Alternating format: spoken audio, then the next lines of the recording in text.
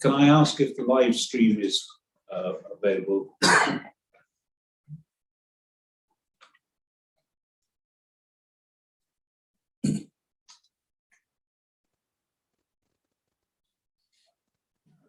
Oh, they've changed the line. Put the wording now. Welcome to this meeting of the Planning and Regulatory Committee. The agenda papers and other relevant information for this meeting are available for the public viewing on the Herefordshire Council website. Please remember that your words and actions should be chosen carefully, and members are reminded that speeches are limited to 3 minutes. The Council is streaming this meeting live on Herefordshire Council YouTube channel and also making a recording. The recording will be available via the Council's website shortly after the meeting has concluded. Other attendees are permitted to film photographs and record the meeting, provided that it does not disrupt the business of the meeting. If you do not wish to be filmed or photographed, please identify yourself so that anyone who intends to record the meeting can be made aware. If there are none. To ensure that the recording quality is maintained, could members please speak as clearly as possible and keep background noise to the minimum? Ensure that mobile phones and other devices are turned to silent. Welcome to all those in attendance. I now ask Ms. Gibbons to introduce all the officers. Thank you, Chairman. To my left, we have Josh Bailey, who will be presenting items number 6 and 9. We also have with us the Environmental Health Officers, Susanna Burridge and Aris Trezins. On the desk behind, we have Adam Lewis, who will be presenting item 8, and Carl Grace, who is presenting item 7. And joining us remotely, we have Anne Gerson from Legal, who's the lawyer for Planning and Highways, and Mark Lewis, the team leader for Highways as well. Right. Item 2, so names of 1. Apologies for absence. We have apologies from Councillors Fagin and Hardwick.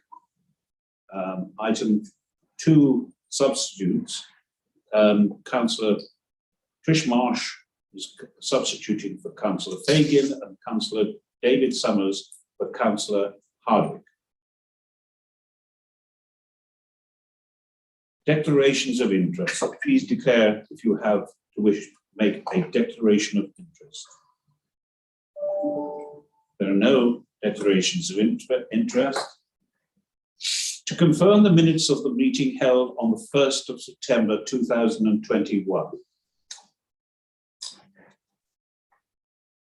No matters of accuracy have been notified to the monitoring officer. Are the minutes of the 1st of September 2021 approved? Please indicate. Those in favour?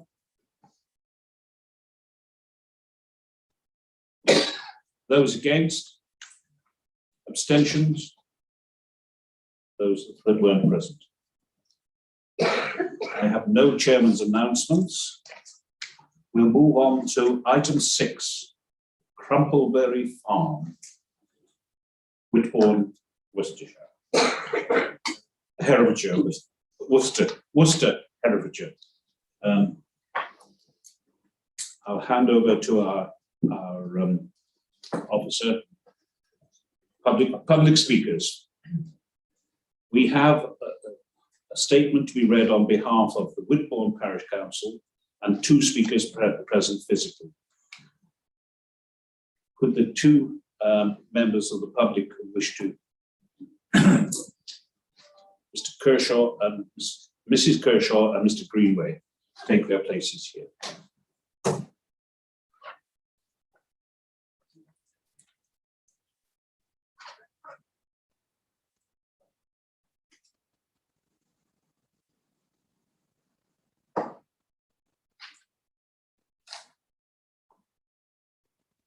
Thank you.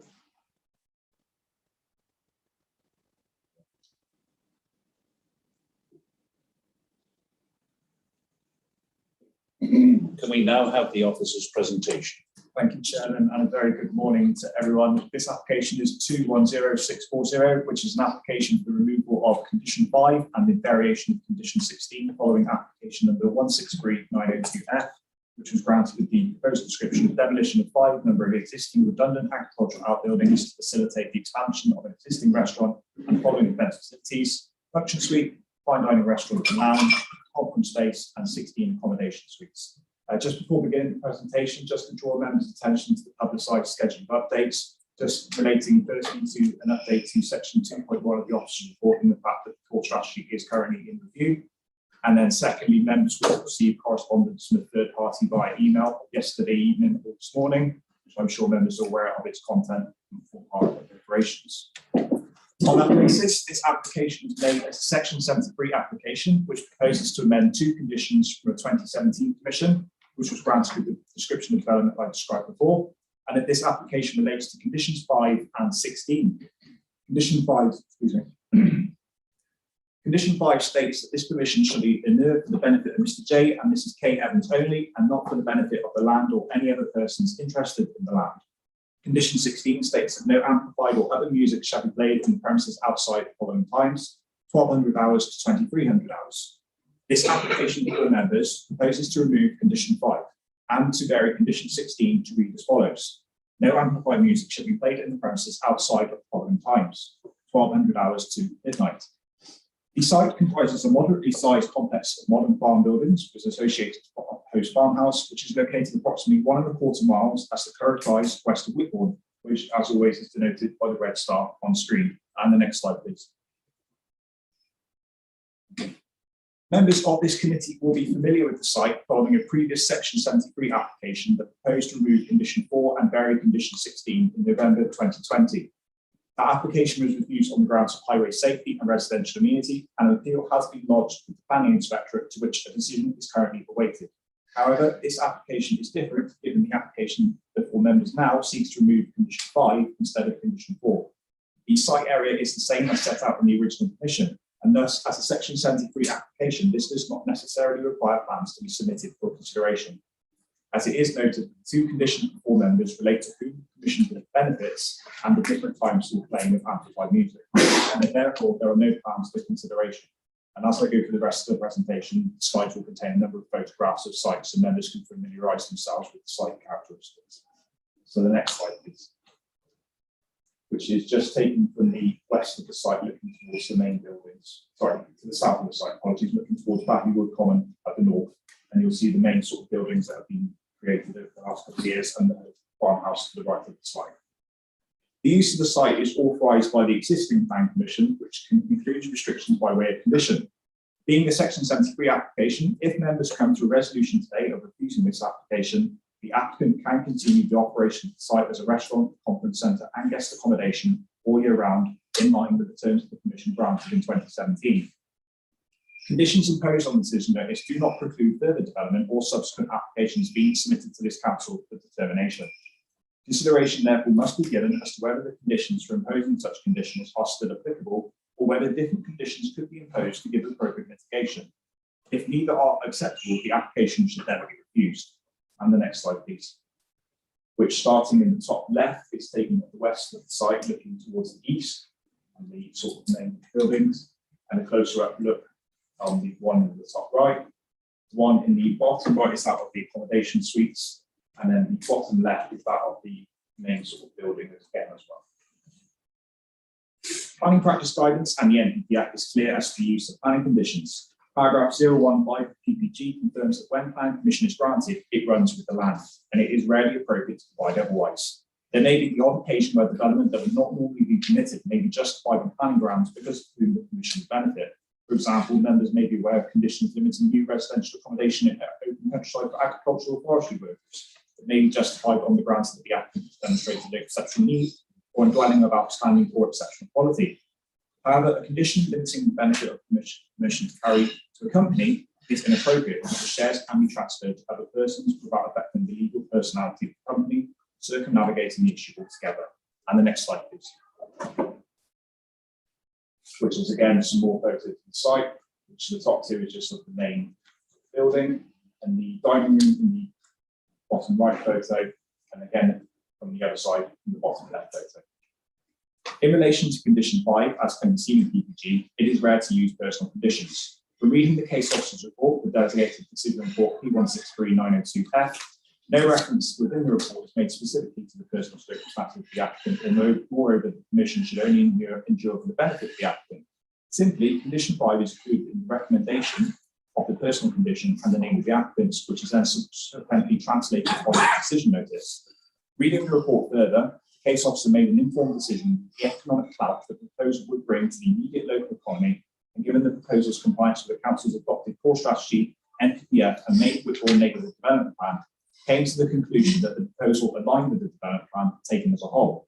In short, aside from the condition actually placed into the recommendation and subsequently onto the decision notice, no justification was given to the requirement of such a condition, albeit in the decision notice, which simply confirms that given the nature of the proposal, it was only considered acceptable in this location and as regards the circumstances. And the next slide, please. In which members will acknowledge in that officer's report, it confirmed that the proposal clearly aligned with the development plan at that time, and that there were no material considerations which outweighed such a view. Indeed, had that been the case, the proposal would have likely been representing a departure from the development plan, and the application would have been referred to this committee at that time, which did not materialise. There are other examples across the country which have similar operations and uses which do not have personal conditions attached to decision notice, although officers are mindful that every application must be treated on its own merits. Of course, an applicant has a right to appeal against a local planning authority's decision to impose conditions attached to a planning commission which they may not agree with. However, no such appeal was lodged back in 2017. Notwithstanding this, in this instance, officers do not consider condition 5 to satisfy the 6 tests as advocated in planning practice guidance and the NPPF at paragraphs 55 and 56, namely the test of necessity, the lack of relevance to development to be permitted, and its reasonableness. This is given that this is not a unique application, and the circumstances that led to the approval of the 2017 Commission, particularly given the proposal and the view of the relevant officer, accorded with the development plan. The Council approved the expansion of Crumple Berry on clear planning grounds, and it is clearly plain to see that there were no exceptional circumstances that would indicate why the Commission should benefit the applicants personally, and hence, in the view of officers, condition 5 should be removed from the decision notice. On slide now, you can see inside the Great Hall, so the top left photo looking towards Bagleywood Common. The bottom right photo is the curtain which is going to be proposed as part of this current application. Members may remember when we visited the site last year that was in place. And then finally, the photo on the bottom left is taken from the other main building looking east. And the next slide, please. In relation to condition 16, members will recognise that all technical consultees do not object to this application or have requested additional conditions to be affixed to this recommendation. This notably includes highways, environmental health, heritage, landscape, and ecology. Since the refusal of last year's application, the site has been visited by the Council's environmental health team in March of this year to witness the test event. It is accepted that third parties do dispute the validity of the results given the time of day, as this was between 5 p.m. and 7 p.m, although this is a locality where background levels are generally low throughout the daytime and nighttime. Photos on screen now are taken more from the east of the site, looking towards the west, so the top, which relates to the top left photo. Then subsequently, the top right photo is taken from the south, looking towards the farmhouse and again Bagleywood Common. The bottom right photo is taken halfway between between Crumple Berry and Woodbourne Hall, looking towards Crumple Berry, and again the same with the bottom left photo. And the next slide, please. In which, taking the above into account, members will acknowledge that the relevant technical consultees advise that impacts can be managed to acceptable levels to reduce and mitigate any adverse impacts on the development. Members will see in the comments raised by technical consultees, particularly that of environmental health and the officer's recommendation, that the mitigation now proposed represents a considerable step forward from what was originally consented in 2017. That, particularly in terms of residential amenity, is sufficient in officer's opinion for the development not to result in additional harm to the residential amenity, nor the amenity of users to the public rights of way, accounting for the cumulative impacts and highway safety. You will note that no technical consultee objects to this application, and it is on that understanding that it is recommended that condition 5 be removed entirely, the Commission's team varying to extend the hours amplified music may be played within the venue to midnight. A number of additional conditions are recommended at the end of this officer's recommendation to ensure appropriate form of development that would go beyond what can currently be controlled under the 2017 Commission. This includes the prohibiting the fireworks, and also not allowing any amplified music to be played outside of the premises altogether. On the site now, you can see a photo which is taken on the road between Whitbourne and Headstone down there. And as denoted by the red arrow which I saw on there, that's where Crumple Berry sits within the landscape.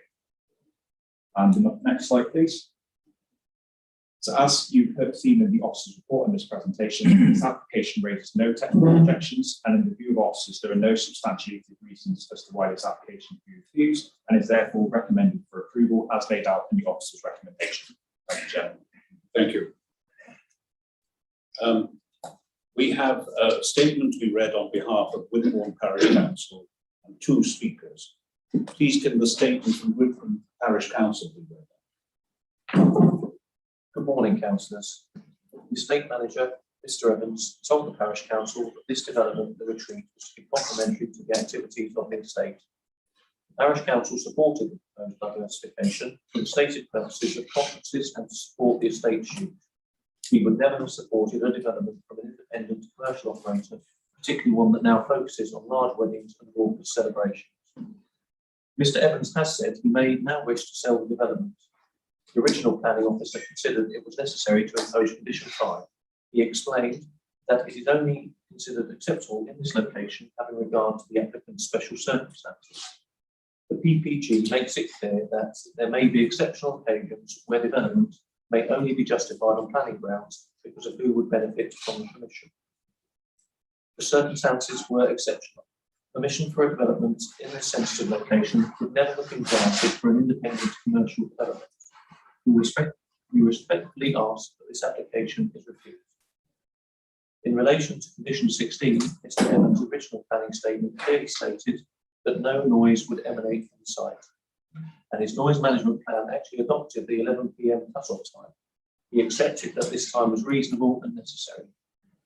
It may also be over an hour after the entertainment has finished before the guests have left the venue, with all the post-party outside noise, laughing, shouting, and cardboard sound. Mr. Evans has also confirmed there could be up to 100 guests partying outside on the terrace. The use of external areas is likely, as is the opening of fire doors, because the Grand Hall has no air conditioning or cooling system. There have been reports of it being unbearably hot and the doors being open. Some parish councillors attended a noise test held by Environmental Health. They concluded that 1, it was not representative of life conditions, the base was set at 0. 2, it was held in the early evening when there were many loud roosting birds. 3, the wind direction was away from residents' houses. The environmental officer has concluded that there will not be unacceptably adverse noise with controls in place. We strongly disagree. The noise test was completed unrepresentative of live conditions. We have no confidence that controls will be in place. There have been numerous examples of Mr. Evans ignoring and or failing to comply with his assurances of planning conditions. The events of 31st July, when very loud amplified music was played outside and commercial fireworks were detonated, are evidence enough that Mr. Evans has limited regard for residential amenity and or is incapable of ensuring that controls are being in place. The NPPF states that, paragraph 180, planning decisions should protect tranquil areas which have remained relatively undisturbed by noise and are prized for their recreational and amenity value. Local businesses rely on the beautiful surroundings of fire locations. They have already been prejudiced. The Parish Council respectfully asks that you uphold the previous decision and protect our residents and this tranquil valley in accordance with the NPPF. Thank you. Can I now invite Kershaw to speak as a local resident? I'll try this. Can you hear me? Councillors, I am here today representing local residents who have suffered enormous distress from intrusive noise and light pollution since the Crumple Berry venue opened in 2019. We are appealing to you now to refuse this application to extend the disruption to our lives and sleep even longer. We are not people of leisure or influence. We have jobs that require early rising, our children go to school, we need to keep normal hours. Crumple Berry sells weddings midweek as well as weekends. Our one comfort when the dance music starts is that at present it will stop at 11 PM, and perhaps all the shouting, laughing, swearing, car revving as people leave will be over by midnight. Not all wedding venues are the same. Another equally close by causes no problems. Crumple Berry's particular issues arise from its location, structure and operation. It sits on the edge of a natural amphitheatre. All noise carries over a wide area. It is a metal and glass building, not sufficiently soundproofed. The acoustic curtain, when erected, still allows noise, music, shouting, guests singing to escape so clearly that we can hear lyrics. Guests going outside are extraordinarily noisy. Complaints from residents to environmental health have been ongoing all summer. The sound limiters appear not to work successfully with a live band, and the external illumination is so bright it looks like an ocean liner. We have experienced all this night after night, but there have never been any independently properly monitored tests of noise or light levels. Surely this is not right. This venue was proposed as a modest, family-owned extension of an existing restaurant. We believe the family billing was the reason for condition 5. The reality is a venue that has mission crept from the start, including its ownership and its primary focus on weddings now. And this time extension is another shift away from the original plan. Our only protection is that conditions are retained. Otherwise, we are dependent on nothing more than the willingness and ability of the venue to control the effects of its operations. As an example of how this dependence on social responsibility works in practice, on the 31st of July, with sensitive planning applications still ongoing, a wedding was followed by a firework display of such magnitude the Hereford Times ran an article on its aftermath. Many very distressed animals panicked. One previously sound horse was injured so badly in trying to escape the explosions, it had to be destroyed. His 13-year-old owner is devastated. Last year, councillors voted not to allow this extension to midnight, and any other decision could conflict with the appeal still pending. Please, councillors, refuse this extension again. Thank you. Can I now ask Mr. Greenway to make his presentation?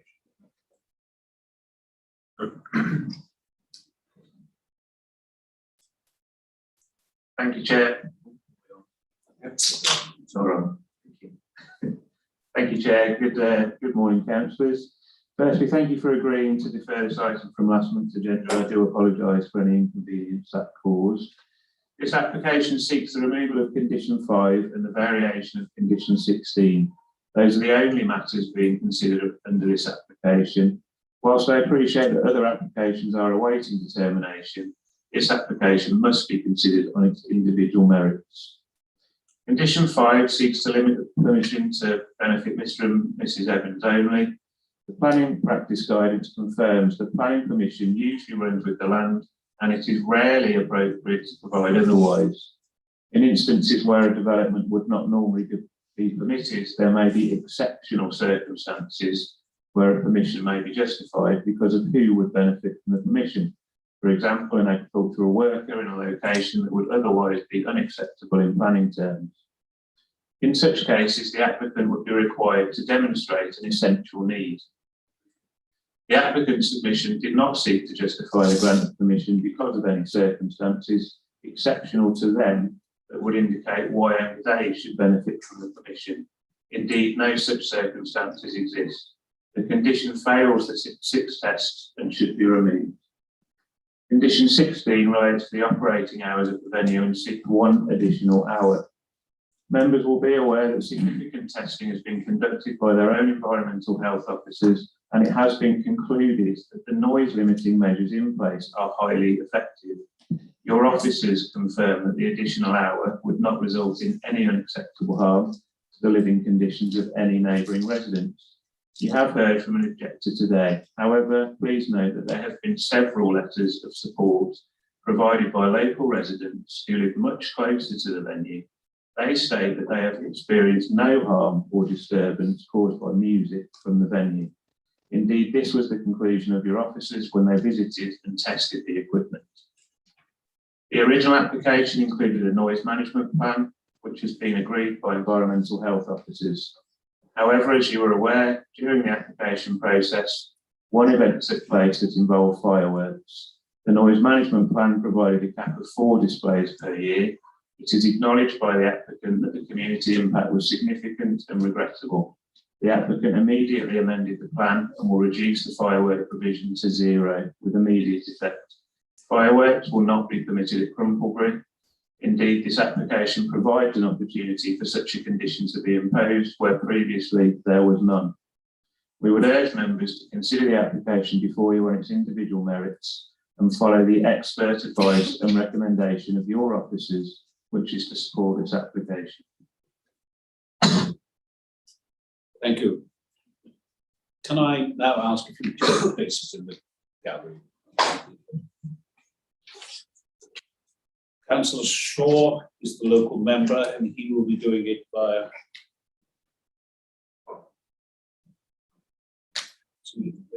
oh, yes, he is there. I'll just wait for the speakers to sit. Right, Councillor Shaw, if you'd like to make your presentation, please.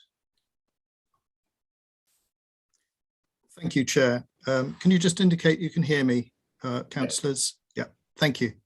I thank the officer for his report. Members of the committee may well be familiar with the layout of the venue site and local properties following their visit last year when they considered and refused a partially similar application. I'll speak to each of the requests, the first being the removal of condition 5. This condition is certainly an unusual one to have imposed on a permission, and I can only presume that the planning officer and the head of planning development who signed off the permission had extremely good reasons to do so.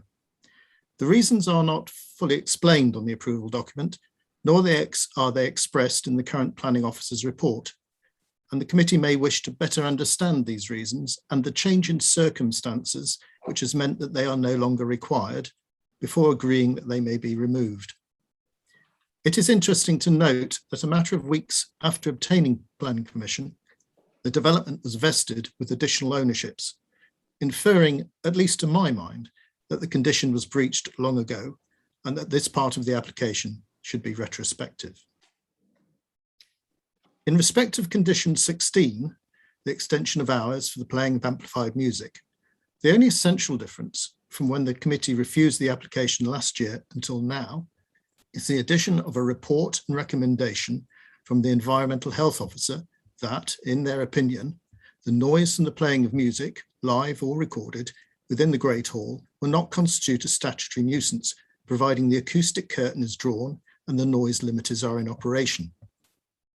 The planning officers placed great weight on this opinion in delivering his recommendation to committee, and both officers rely on a noise report produced by a consultant employed by the applicant, arising from a single trial using recorded music. I also understand that since the consultant's report, there have been a number of complaints made to the Environmental Health Department about noise and light pollution from activity at the venue, some from a considerable distance. To give the Environmental Health Officer's opinion of what might constitute a statutory nuisance such weight is, in my view, mistaken. The real test is whether development constitutes a significant loss of amenity, and that may well be met at a level below that of a statutory nuisance, which the Environmental Health Officer is much more familiar with. The reasons for my considering the scenario are these. It is acknowledged that a good noise assessment should include noise mapping. Noise sources are directional, hence it is important that a noise map is produced to accurately predict noise levels in all directions, accounting for the topography of the land and structures such as trees, fences and buildings, rather than just using a simple logarithmic distance attenuation formula. Most assessments will take an approach that the noise emissions from music should not exceed the background noise level outside of a residential property by, say, 5 decibels for up to 30 events or 15 decibels for up to 12 events before 11 p.m. After 11 p.m, music noise should be inaudible inside a bedroom with an open window. 11 p.m. is regarded very much as a watershed. After this time, most people are trying to get to sleep. Even in the house, noises which are inaudible during the day come to the fore. That dripping tap in the kitchen, 1 floor below and on the other side of the house, becomes an impediment to reaching the land of Nod. Outside, in this area of open countryside, there should be any spasmodic disturbance from hooting owls, crying vixens, and the bark of muntjac. Not the diaspora of noise, but what would effectively be a rural nightclub, permitted to operate 365 days and nights a year. Condition 16 was imposed to guard against this and to preserve amenity, and there can be no reason to change it now, especially not for the type of use that is actually permitted by planning at this venue at this time. How can residents rise refreshed in the morning to go to work or school if their sleep is being so disturbed? Now, these measurements of bedroom noise are important as they link back to the significant observed adverse effect level as defined in the PPG on noise as the level of noise exposure above which significant adverse effects on health and quality of life occur.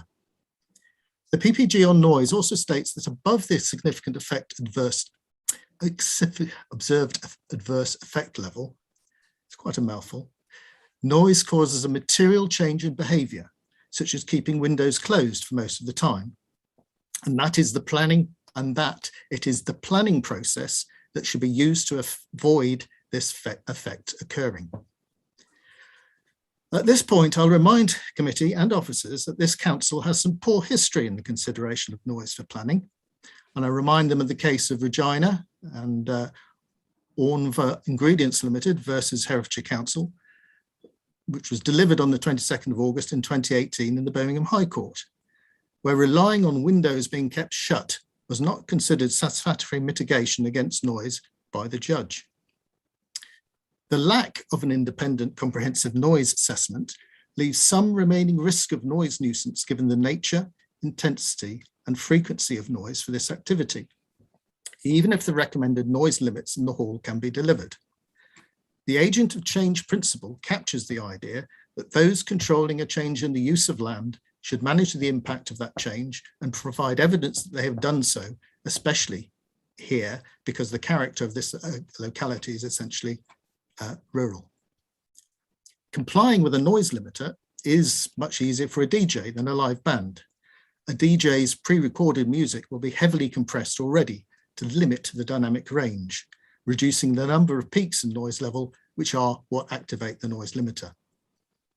Committee may, in my view, legitimately find that there is insufficient evidence provided to clearly demonstrate that the noise from the venue after 11 p.m. will meet the requirements of the significant observed adverse effect level at the neighbouring properties without a comprehensive independent noise report. And I'm sure that any inspector would agree with that approach as being both prudent and responsible. It is, however, not enough to merely deal with the sound coming from inside the venue. As an appeal inspector's report for a similar venue comments, and I paraphrase from his actual findings, there will also be noise and disturbance due to large numbers of guests talking loudly to one another while returning to their cars due to the high propensity of people to become inebriated at, say, a wedding celebration rather than a conference. Doors slammed shut or car engines started and revved, and noise from vehicles crossing cattle grids and egress from the venue, noise from car radios and in-car entertainment systems, and noise from staff clear-up operations, bottle disposal, and band equipment removal. The extension of hours for music will mean that such extraneous noise from the venue will occur at least an hour later into the early hours of the morning, further affecting the amenity of residents. If the committee is swayed by our plea for refusal, they will need planning reasons. And I'll briefly give these now and expand on them if necessary in my summing up. Material reasons for refusal would be MPPF 7 and 8, MPPF 126 to 135, especially 130F, which talks about creating places with a high standard of amenity for existing and future users and not undermining quality of life or social cohesion, and MPPF 185. In addition, from the local plan RA6. I look forward to your discussion of the application. Thank you.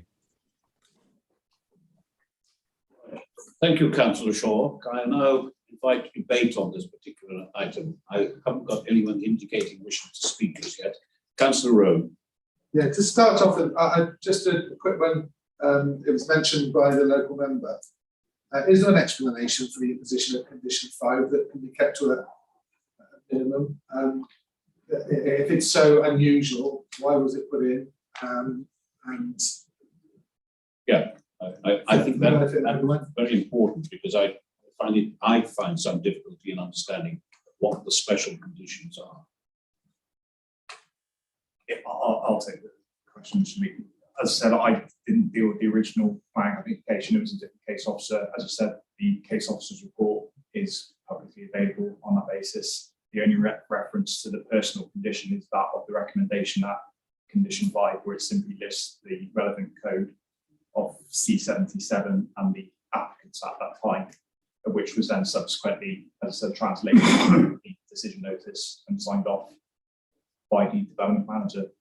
That's all I can really say. As I said, they obviously came to the view that that condition was put on that decision notice. As I said, you've read in the report that officers considered that condition to fail the test of the NPPF in terms of its necessity on that basis.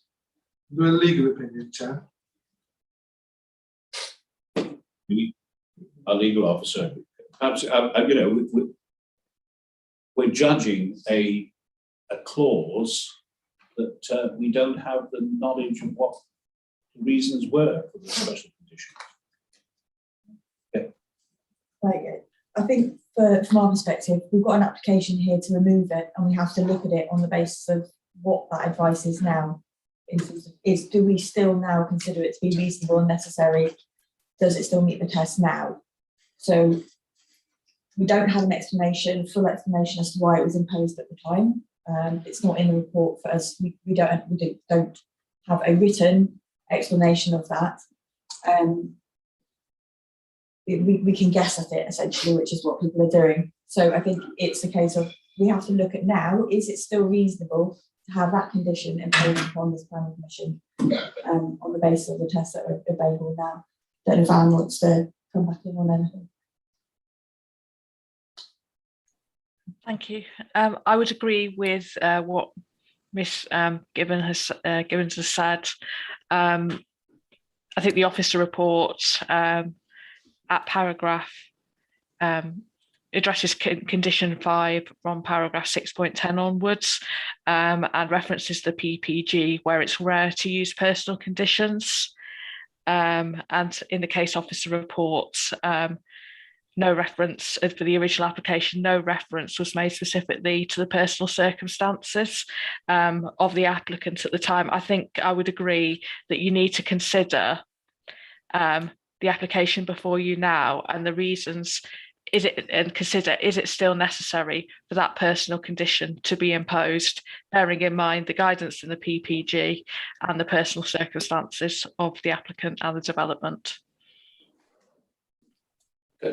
Councillor, So if it's so rare and it's only 4 years ago, but we don't know what it is, so you're asking us to make a decision on something that we don't know about, that's quite new, but then there must have been a reason it was imposed in the first place. So, sorry, Chair, I can make a really easy decision over the extension, but I don't know what I'm doing here. So I probably have to abstain on this one.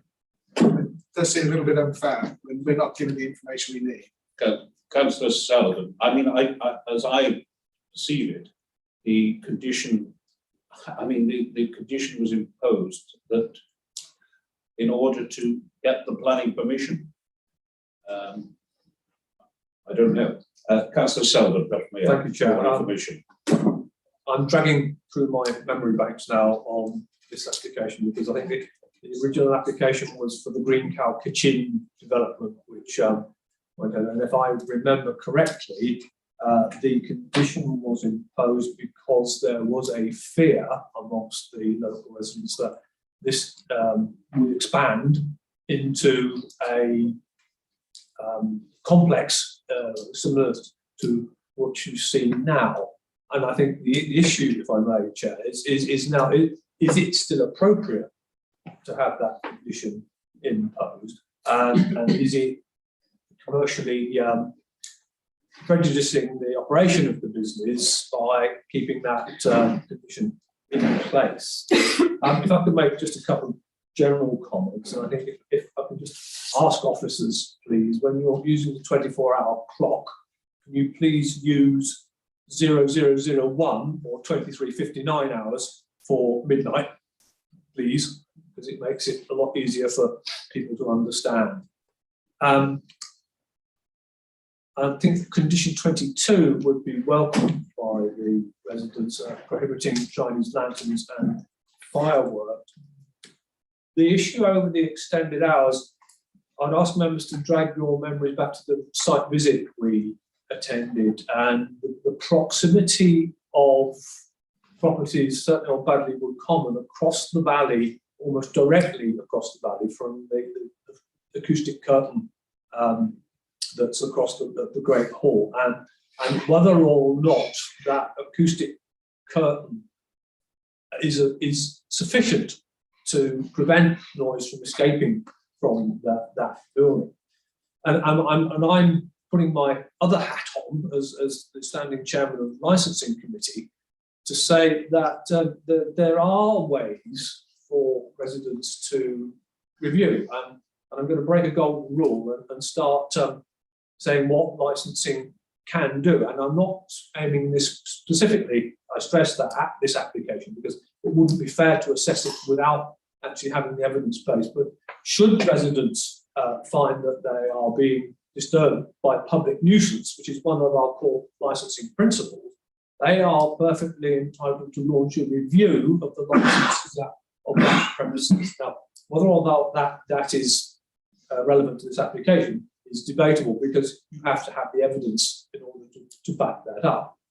But it's interesting that we refused a similar application for the extension of hours at the last time this came to us, and I would be tempted to say on the first application to condition 5 that probably isn't appropriate, but I certainly can't agree to the extension of hours. So I'm a bit stuck with what to do with this one. Gibbons. I don't know if it's actually working, but I'll stop talking about it. So there is the opportunity with, it's just to raise this, if with an application for a section 73, there is the opportunity obviously to potentially remove one condition and leave one as it is. So if there was a potential to say yes, there's a recommendation to remove condition 5 and to not vary condition 16, then there would be the opportunity to do that if members felt that was appropriate. Obviously, we're looking at condition 16 as well, and looking at it as a recommendation, but there was potential to consider other recommendations. Can I just be clear about one thing? If we were to lift the second condition, it still would have to go to the licensing. No, it wouldn't. Wouldn't. Right, Councillor Wilding. Thanks, Chair. Yeah, my first comment is around exactly what we've just heard. Why are the two changes lumped together like that? Because I think that just makes our job more difficult and more confusing. So if there is a way that they can be separated and we can look at each one separately, then I think that would be very helpful. I welcome the idea that there'll be no more fireworks, so I think that needs to be in there. In terms of the noise and the music, well, music here is in the ear of the listener, isn't it? In other words, it's not just the volume, but the choice of music played that can cause annoyance. So I personally would not mind a soothing Brian Eno soundtrack being played, but typical wedding music, including ABBA's Dancing Queen and the latest tracks by Stormzy and Little Mix and Girls Aloud and Steps and all that bunch that would normally be on probably a wedding track being played, for me would be a total nightmare, even if it was just in the distance. I don't think I'd like it. So for that reason, I'd be against changing 16. Thanks. Thank you, Councillor Welling. I don't think we can do it on the grounds of taste as much as I'd like to do it. But anyway, Councillor Johnson and then Councillor Summers. Thank you, Chairman. I feel we're exhorting ourselves into, we're being led into a technical discussion. My recommendation from the first visit made echoes that of Councillor Selwyn. There was general unease about the granting of the application as it was at that time. And the unease arose from the fear of local residents that the business would spread, there would be creep, as it were. So the whole thing became more and more offensive and intrusive on local folk, on their domestic community, residential community. And that is exactly what's happened. I believe that whether or not these two clauses are lumped together or separated doesn't make a scrap of difference. The basic problem that this is an increase in the effect on residential amenity, and in my view, Chairman, it should be rejected. Now, the manner of that rejection, I'm not sure that will become a technical matter sorted out, but I find myself wholly in support of the local member's view that based upon the articles which he quoted, we should refuse the lifting of these restrictions. Thank you, Chair.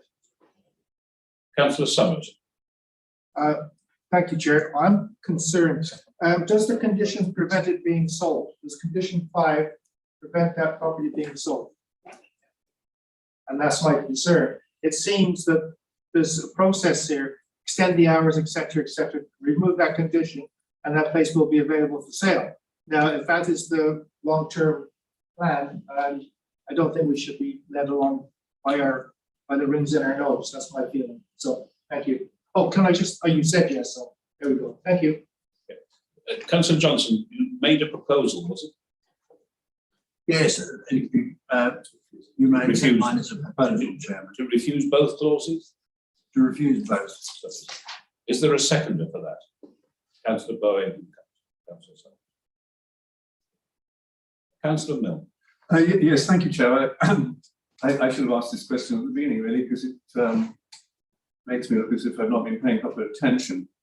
I mean, I do understand that attempts to change conditions are very often in response to regularising breaches, and we've heard the evidence from the public speakers along those lines. So it makes it all the more important that if those conditions are to be changed, that they are unambiguous, because unless they're unambiguous, they're not enforceable. Now, it seems to me that condition 16, as presently written, no music amplified or otherwise outside the hours of noon to 11 o'clock, is unambiguous.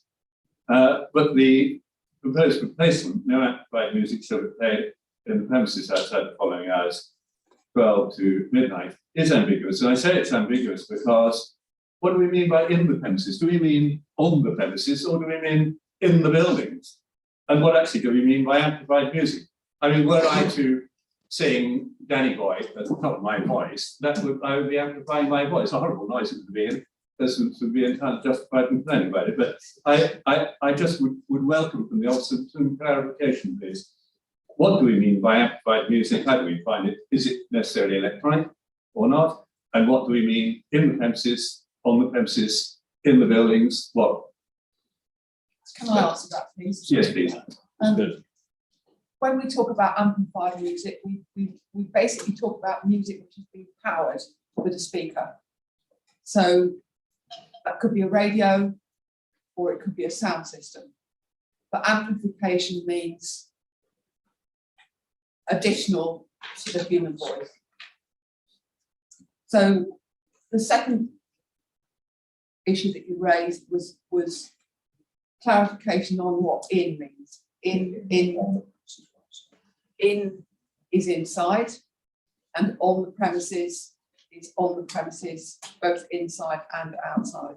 So shouldn't it say in the buildings then, so that it's unambiguous, but in the buildings? If premises includes inside and outside, doesn't it? On the premises, yes, yes, yes, it does, yes. Well, would you consider that modification if there was a proposal to, I mean, there is a proposal to at the moment on the table to pass this, but perhaps we'll come to that if if it's rejected. Thank you, Chair. The proposal. Ms. Curzon wants to speak. Sorry, I can't speak.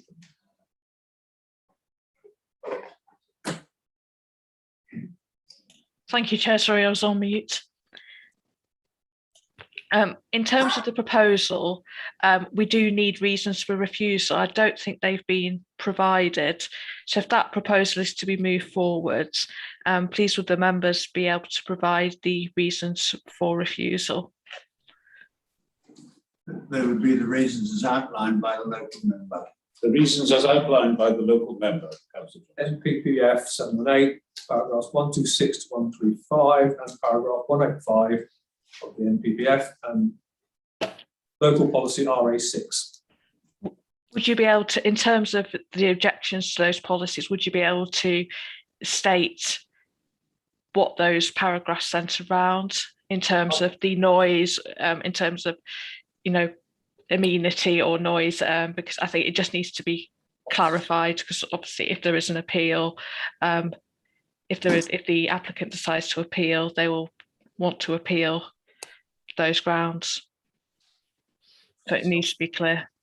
Could officers help with that, because we, to a certain extent, in the dark, because we haven't had the knowledge of the special circumstances of the local. I think Councillor Johnson referred to residential immunity in residential initial standpoint. Can I? I was just suggesting that Councillor Shaw might be very happy to Yeah, help Councillor us Shaw clarify might. that. Yes, you're correct. But perhaps in the summing up, you may do that. Are there any other Councillor Rowan again? Yeah, sorry, Chair, I did ask if I would be able to come back.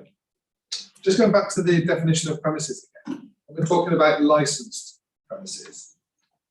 Does that mean it's the licensed area, or are we talking about a physical premises? Physical premises. Physical built Physical premises. premises, yes.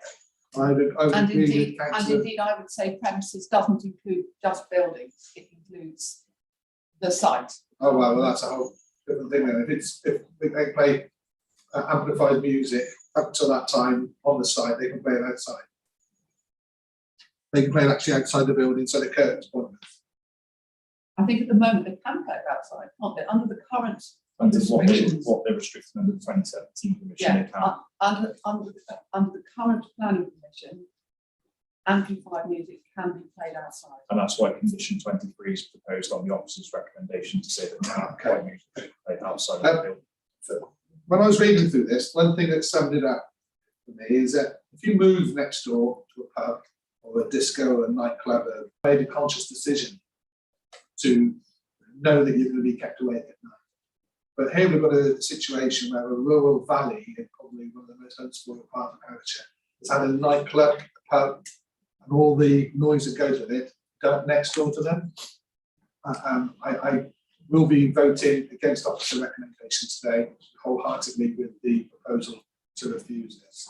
I think the amenity of that valley, we stood there that day and had a good look, will be affected for years to come if we make the wrong decision today. And that wrong decision would be to go with officer recommendation. Thank you. Right. Are there any other speakers? None. Then I ask the officers perhaps to its officer to make us summing up. Or Councillor Shaw. Thank you, Chair. But you've got the officers Sorry. first. Sorry. Okay, is that working better now? Yeah. Yeah. Worked how the on button went. Okay, so I understand Councillor Shaw has made a reference to NPPF paragraphs 7 and 8, NPPF paragraphs 126 to 135, which deal with residential amenity, and he references especially paragraphs 130F of the NPPF and paragraph 185 of the NPPF, which is the one I think to add it in. Also, policy RA6 of the Herefordshire Local Plan Code Strategy. We just looking back at the previous refusal on last year, those are the similar reasons for refusal and details that were given at that time. So that seems reasonable. I think that's all we need to add. Right. Councillor Shaw. Thank you. Yeah, I just want to go and perhaps amplify those material reasons for refusal beyond the paragraph numbers.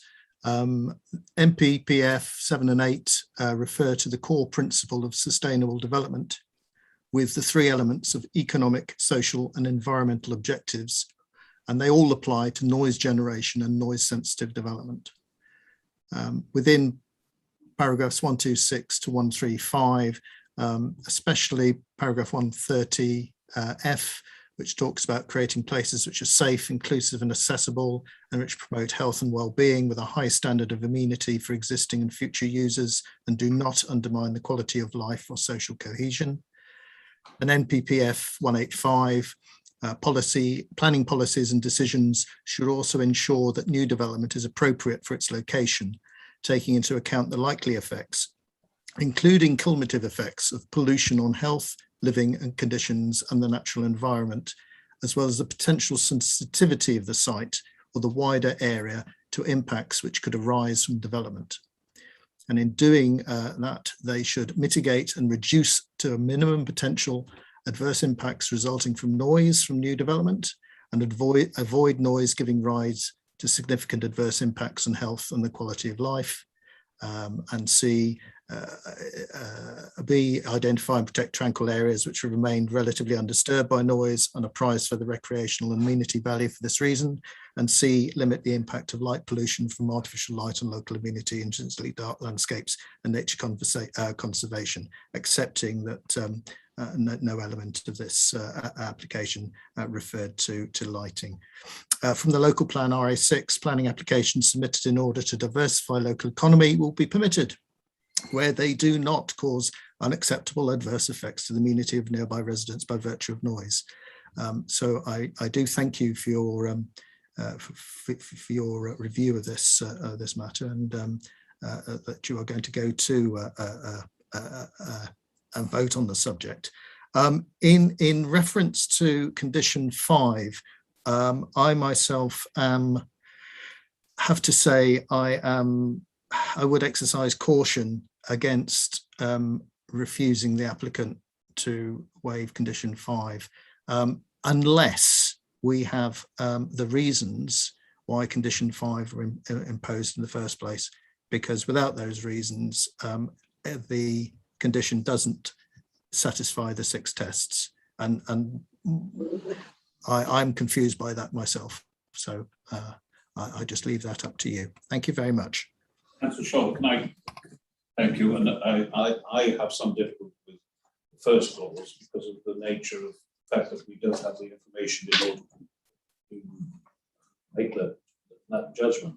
The special conditions for which it was imposed, whether those special conditions still exist or don't exist, or that they have changed. But I'm up to the members whether we have a vote on the 2 clauses or the 1. Sorry, Councillor Johnson. I was going to ask, Chairman, is it possible, my question is genuine, not rhetoric, is it possible to retain number 5 on the basis that we don't really understand what it was put on for in the first place, but provided there is no, the thing I seek to protect here is the residential amenity of the people who live there. And I would hope there is a way of doing that without crossing some unknown boundary over restriction number 5, something that we're not aware of. I'll be happy to make amendments to the proposal if we can get a guarantee that residential amenity is protected and that there is no increase in noise, light, pollution, etc. in principle, it shouldn't make a difference because the change of ownership shouldn't make any change to the conditions. But perhaps our legal officer will respond to that. Thank you, Chair. Yes, we can. The council is able to issue a split decision. So if you wish to grant planning permission for one part of the one variation of one of the conditions and not of the other, you're able to do so, provided that you give reasons for refusal for the part of the application that you do not want to allow. Thank you. So there we are. I mean, you could suggest that a change of ownership may improve the situation. I don't know. But how are we to know? Councillor Summers. I don't think it's our remit to decide what will happen in the future. Obviously, this condition was put in to prevent it being enlarged any more than it is. And if it's taken out, that leaves it open to being enlarged, I would think, with the perhaps within the planning application, but it still allows it to be sold and new owners extend it. So it's a touchy one. No, they would have to come back to this committee to extend it, as the current applicant would have to come back to this committee. Julia? Yeah, just to clarify that point, I think if that condition is removed, the other conditions still apply.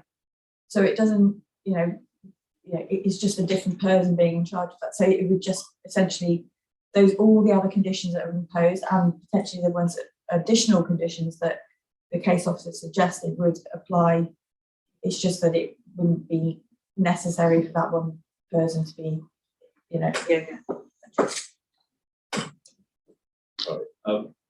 Councillor Wilding, sorry. Thanks. I just wanted a bit of clarity on one thing. We're talking about limiting the fireworks to 0, and also the point being made about music if it's inside or outside. If we vote to not accept the change to condition 16, do these other conditions still get imposed? Because they weren't before, were they? So if we vote against changing condition 16, would that mean they can now still have fireworks 4 times a year or play music outside? And could we, impose those other conditions, whichever way the vote goes? Yes, I mean, essentially, in asking for us to relook at condition 16, they were asked for additional hour and we have, as an authority, spoken, obviously negotiate and look at those issues that have been caused, and they updated on the recommendation of our environmental health officers. We've updated some of those conditions with those matters. If the application is refused, it goes back to how it was previously.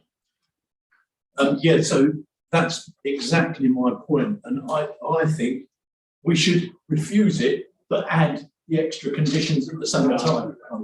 Can't do that. So we're in a slightly between a rock and a hard place in many ways. Right. Just Tony to amend. Tony, Councillor Johnson, do you wish to amend or to do them separately or together? The whole thing's as clear as mud to me, Chairman. In the absence of any form of clarity, I haven't heard a single person in this room who knows exactly why condition 5 was put on in the first place. We simply don't know. And in the absence of it, and the fear that there will be some other way to leak through and adversely affect the amenity of local people, then I will stick with my original proposal that we just ban the lot. We say no to it.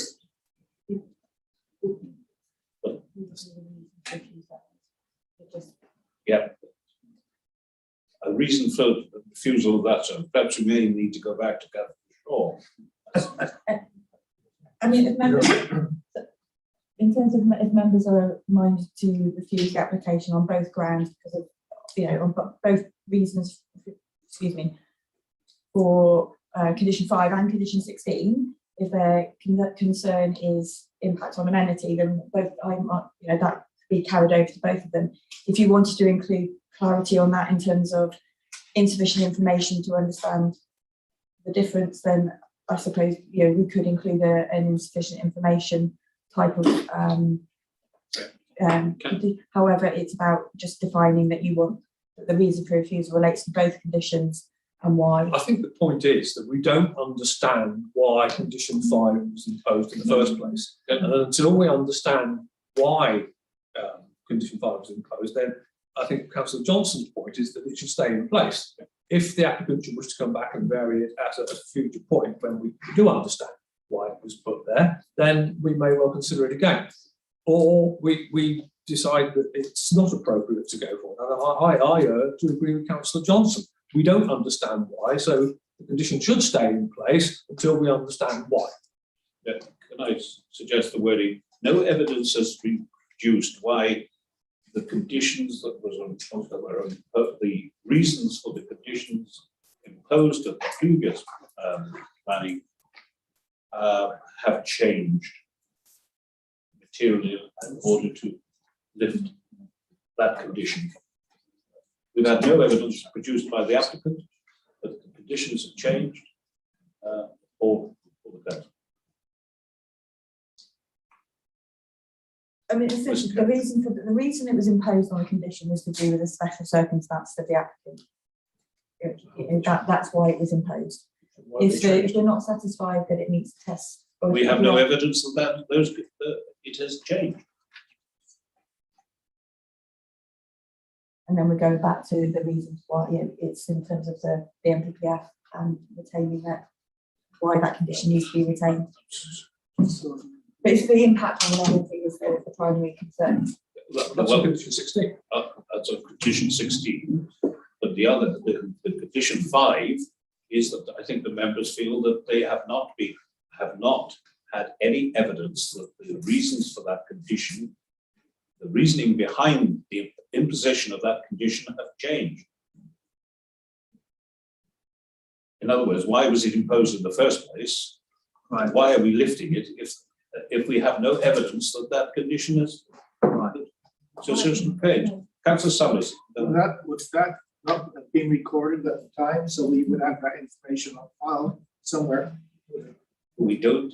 We appear not to have it, and the applicant has not. It's only in the officer's delegated report as published.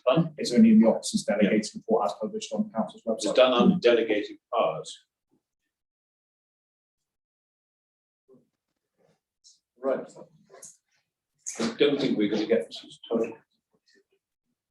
So, legal officer. Thank you, Chair. In terms of the imposition of the condition, I think the officer report sets out what should be considered at present in terms of the personal condition.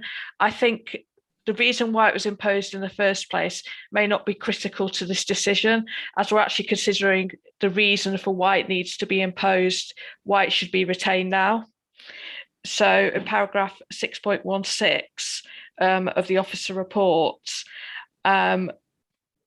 it states the council approved the expansion of Crumple Berry on clear planning grounds, and there were no exceptional circumstances that would indicate why the permission should benefit the applicants personally.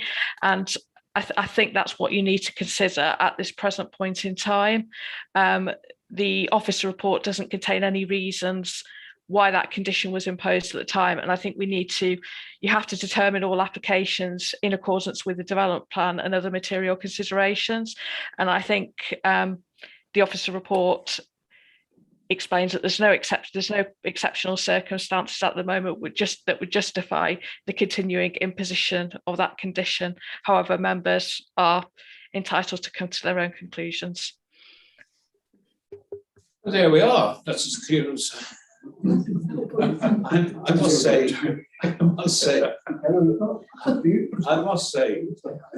it's an illustration of why putting in clauses without the adequate justification for the clauses, and I have to say, sloppy work has been done here previously, leaves us in a virtually impossible position. Right, where are we? Are the proposer and seconder sticking with their In the absence of any further enlightenment, it's obviously not going to get it. I am concerned about any change that we make that carry with them the risk of an impingement on residential amenity. And since I have nothing to show me that that's the case, then I will stick with my original proposal, Chairman. Right. And I will support that. Right, we have a proposal in front of us is for refusal under the conditions as of reasons as outlined by Councillor Shaw and other members. Those in favour of that resolution, please show.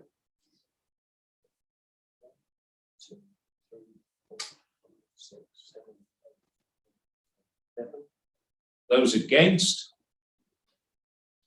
2, 3, sorry. Abstentions, 1. Then that resolution is carried. I will now call for a 10-minute adjournment where perhaps Councillor Mill may give us his rendition of Danny Boy. No, please. Which may lighten.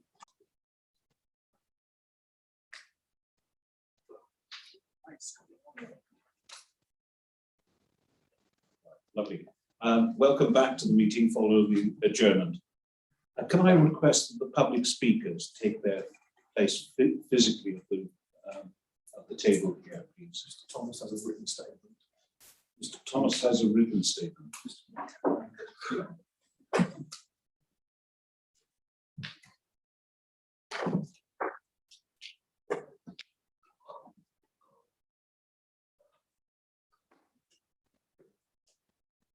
Thank you for your attendance at the meeting. You're asked to speak after the officer's presentation.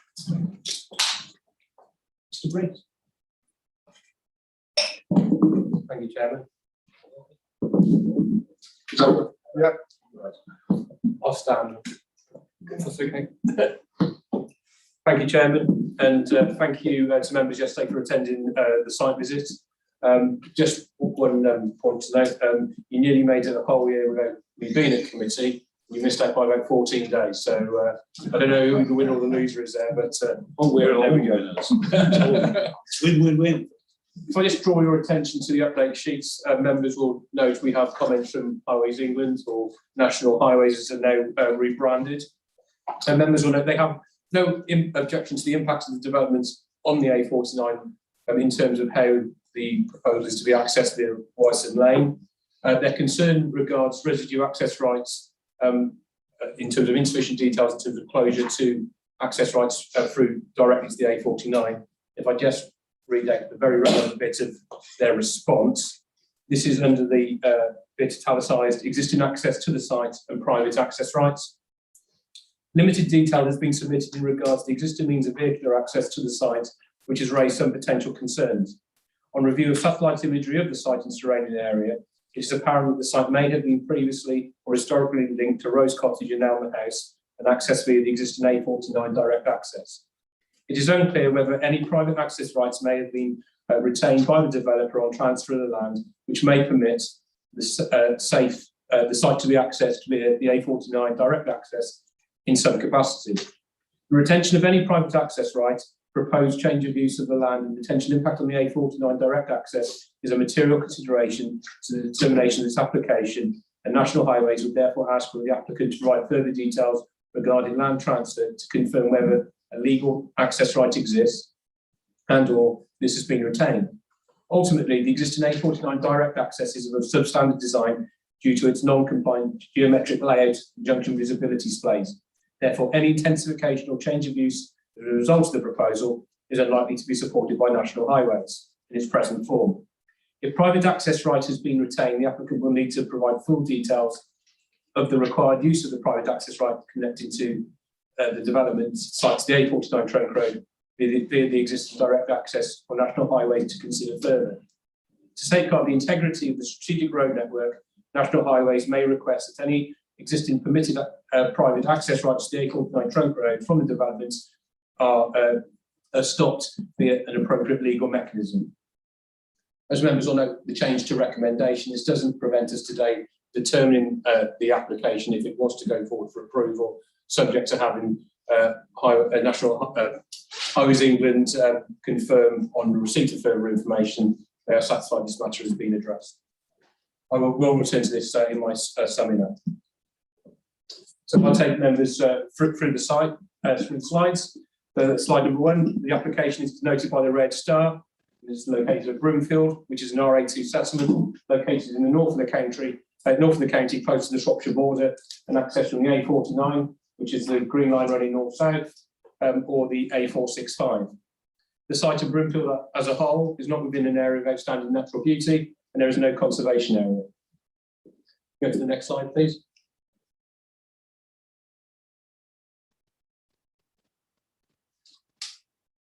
The site is edge red on the plan at the top, and members will note the access is through the existing developments. And as we saw yesterday, this is a relatively new development called the Coppice. The site relates to existing residential developments on most of its adjoining sides. And if you look at Wyston Lane itself, you can see how developments occurred vertically at Wyston Avenue to the west and the Coppice itself, and this proposal will replicate that. There is also an area of public open space located to the west of the site. Go to slide 3, please. We look at the site in more detail, and we can note the extent of the site does not encroach north beyond the existing dwellings, Alma House and Rose Cottage. It sits between existing residential developments, and the site relates well to existing built form. As such, suitably designed and scaled development will have little or no landscape or settlement harm due to the site's location and context. Next slide, please. Broomfield has a neighbourhood development plan which denotes a settlement boundary and allocates a site for residential development. That's colour washed in purple. Attention is drawn to the public open space to the west of the site, which was protected by NDP policies, is outside the settlement boundary. The allocated site was subject to a recently withdrawn application. However, if and when it comes forward, it should deliver around 20 dwellings, of which 40% will be affordable and subject to the normal covenants of being affordable in perpetuity and offered with a local connection first. Residential development is to be located within settlement boundaries where so defined within the NDP as shown here. This is to ensure that unnecessary, isolated, non-characteristic and discordant dwellings do not arise which would adversely affect the character of the setting, the settlement and its local environment. Core strategy RA3 restricts residential development within the open countryside to exception criteria, which includes the provision for the development of rural exception housing in accordance with further core strategy policy H2. The rural exception sites policy allows proposals for affordable housing to come forward on land which would not normally be released for development where 3 criteria are met. These are: the proposal would assist in meeting a proven local need for affordable housing. The affordable housing provided is made available to and retained in perpetuity for local people in need of affordable housing. And finally, the site respects the characteristics of its surroundings, demonstrates good design, and offers reasonable access to a range of services and facilities normally in a settlement identified in policy RA2. Its clear locationally, and as witnessed yesterday on site, the application relates well to the village. Indeed, it's closer to the nominal centre than any sites to the west adjoining the settlement boundary. As members will know, there is an extreme affordable housing need within the county. I draw members' particular attention to paragraph 6.91 to 6.93 of the report, which provides historical context regarding needs and a delivery rate of only 19% of affordable housing being met up to 2019. The Council Strategic Housing Officers support the application, noting increased need is evidence within the latest emerging needs assessments. The emerging assessment has updated the affordable housing need for Herefordshire for the period 2020 to 2041. The estimated need for social and affordable rented housing is at 422 units per annum, and for affordable home ownership, 175 units per annum. Total affordable need is nearly 600 houses per annum, and over the 21-year period equates to over 12,500 affordable dwellings. Broomfield sits within the Leinster rural area, where the total rural need for affordable social rented housing is 13 per year, and affordable home ownership is 11 per year. Over the 21-year period, this equates to just over 500 dwellings. Members might have to both be aware of affordable housing issues and reflect on those figures, question why therefore is there an issue at face value with a small scale affordable housing scheme at one of its RA2 settlements. This is because there is a slight policy tension which resides with the local person's connection criteria of both the core strategy and the NDP. The proposal is brought forward through funding from Homes England. This money secured through central government for the scheme indicates high probability if approved it will be built. However, that central funding is on the basis there is no explicit local needs connection restriction on any legal agreements. The site will help to deliver much needed affordable housing by way of affordable home ownership, not just for Broomfield, but also for the wider population. And of course, it would be open to local residents or persons with a local connection to apply for. And next slide, please. This slide now turns to the actual proposal itself and the layout put forward. Members will note with regards to layout, which is viewed against the context in the aerial photograph, the access through the coppice, with an access road with the same specification, widths and inclusion of a footpath as the coppice, an arrangement of a vertical row of housing featuring 4-unit terrace and 2 blocks of semi-detached dwellings, and these replicate the layout and orientation of the coppice, and then a group of 3 blocks of semi-detached units orientated horizontally and facing north along the southern boundary. The approach here makes the best use of land. The layout ensures satisfactory amenity and privacy for occupiers of both the proposed dwellings and existing dwellings adjoining the site. Having regard to the existing site condition and lawful agricultural uses which could be carried out on the land and within the existing buildings, the proposals would it is considered greatly enhance both the amenity and setting of Alma House Rose Cottage to the north and numbers 7 to 10 of the coppice specifically.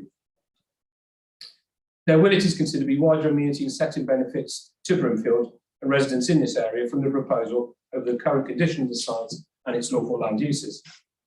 Have the next slide, please.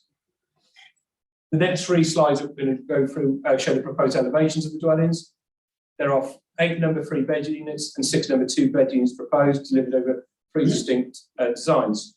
Before you is the mid and end terrace block. Next slide, please. This shows the 3-bed semi-detached units. Next slide, please. And the 2-bed semi-detached units. Go to the next slide, please. Yesterday, due to conditions and the state of the site, there was a lack of appetite to scale the fence and climb through and have a look around. So this slide will be particularly helpful in showing members the existing ranging conditions of the buildings on site. Members will note these are in various states of disrepair to ruin, to limited functionality, and it is considered they have limited merit in terms of design or heritage value. Go to the next slide, please. As labelled, the photographs show views within the site looking north and south. South is a view back down towards Wyston Lane. We'll get to the next slide, please. Members will be familiar with this view from the site when we met and discussed the application on site.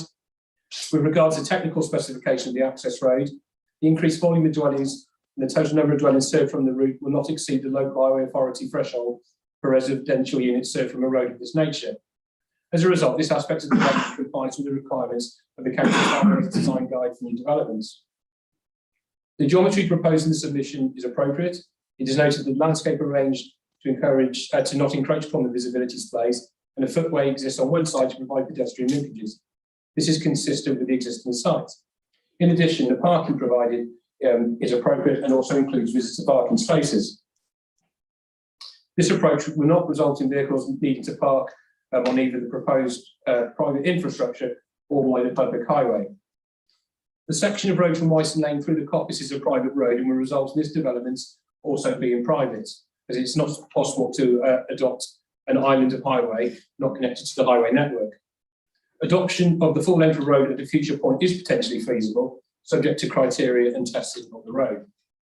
The fact the road will be private is not a plain reason to refuse the application, and the private roads serving developments are normal.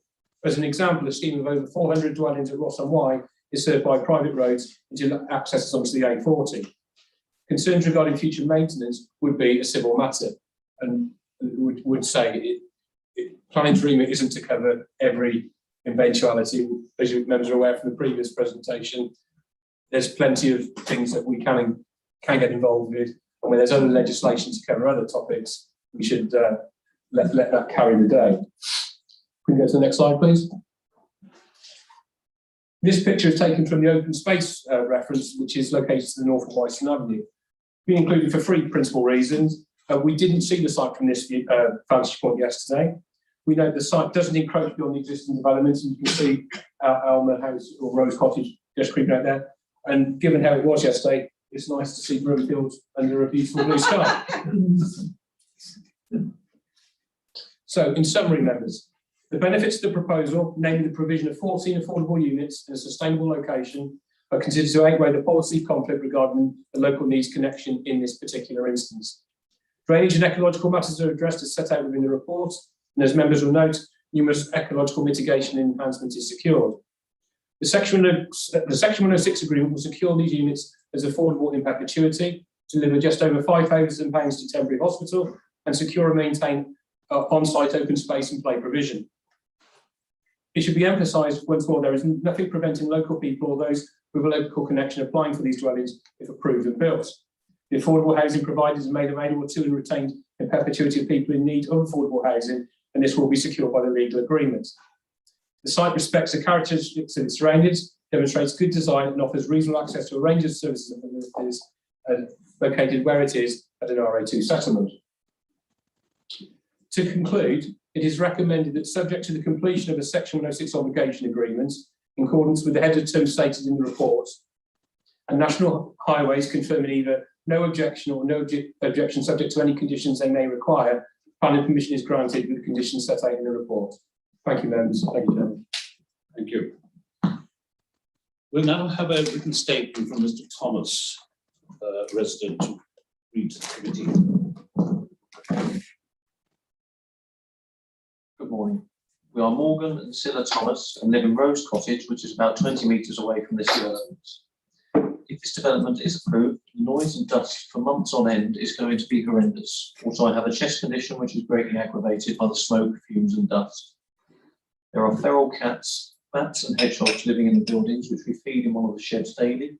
It is their home, they were born there and must not be disturbed under any circumstances. We have our own outdoor cats which live on the land.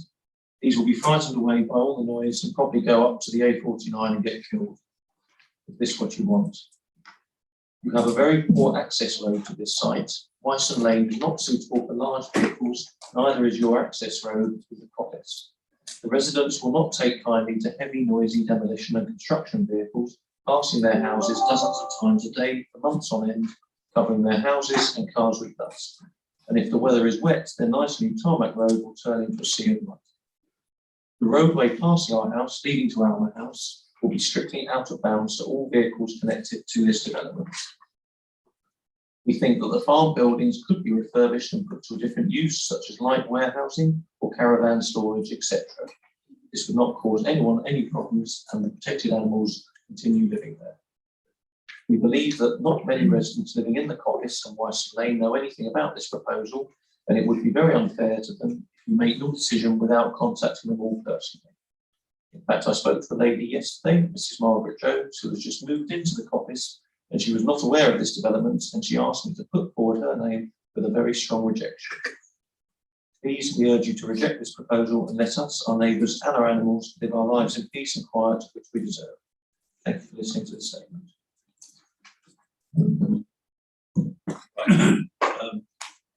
I'll ask now Ms. McCann. I work for and represent the support of this application for Citizen Housing Group. I just wanted to explain a little bit about who we are in the first instance.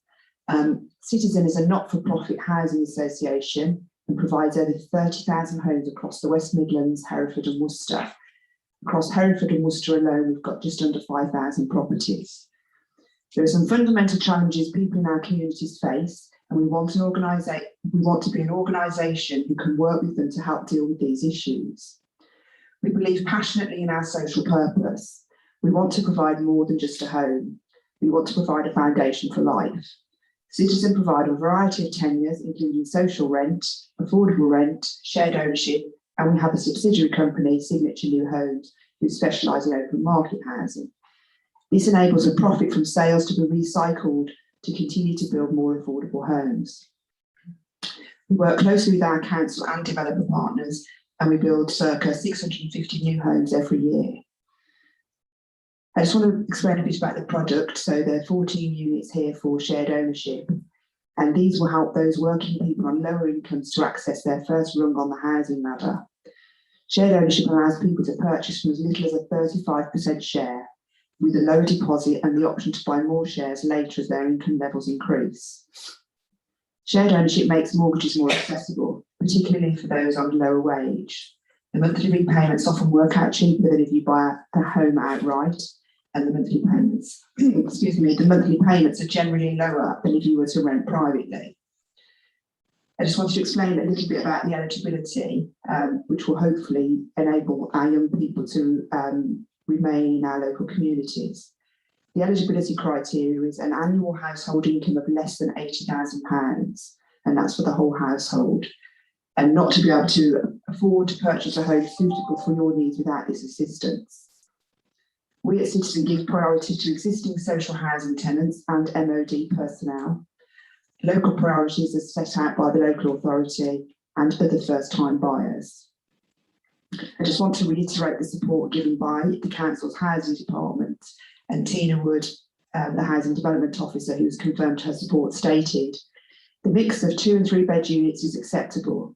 I note that the units will be delivered by Citizen Housing Group, and as such there will be grant funding provided by Homes England to deliver these units.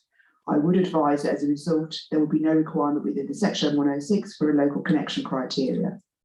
With regards to the need for additional affordable housing, the emerging housing market area needs assessment estimates there is an additional need of 220 units compared to the local housing market assessment, which estimates 183.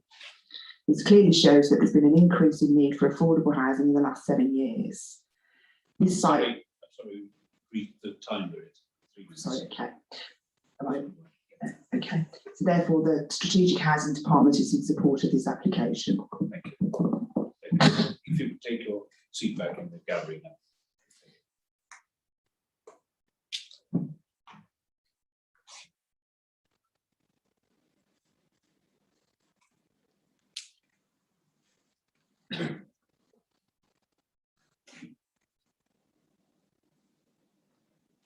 I now ask Councillor Stowe.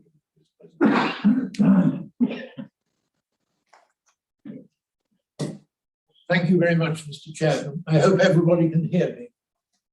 Good. Well, good morning, everybody. And firstly, I want to thank the case officer, Carl Brace. Can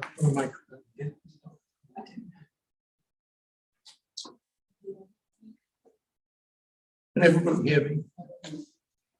We could hear you before, John. Can everyone hear me now? Yes. Excellent. Firstly, I want to thank the case officer, Carl Brace, for his report, and to all members who attended the site visit yesterday morning. I think Carl Brace is getting to know Brimfield and Little Hereford rather well. The second application he's been dealing with, all in my ward. It was also the second visit to Brimfield in just over 3 months for committee members. And as we saw yesterday, the local geese provided a noisy, if traditional, welcome. I asked for this application to be redirected to the committee following a request by the Group Parish Council and a significant number of local objections. There have been 24 letters of objection and 2 letters of support. The main point raised by the Parish Council is that the application doesn't conform to the Neighbourhood Development Plan. The site is outside the settlement boundary, it's an exception site, and a similar application for affordable housing on the preferred site elsewhere in the village was withdrawn several months ago. It may, of course, come back, and part of that application involved affordable housing.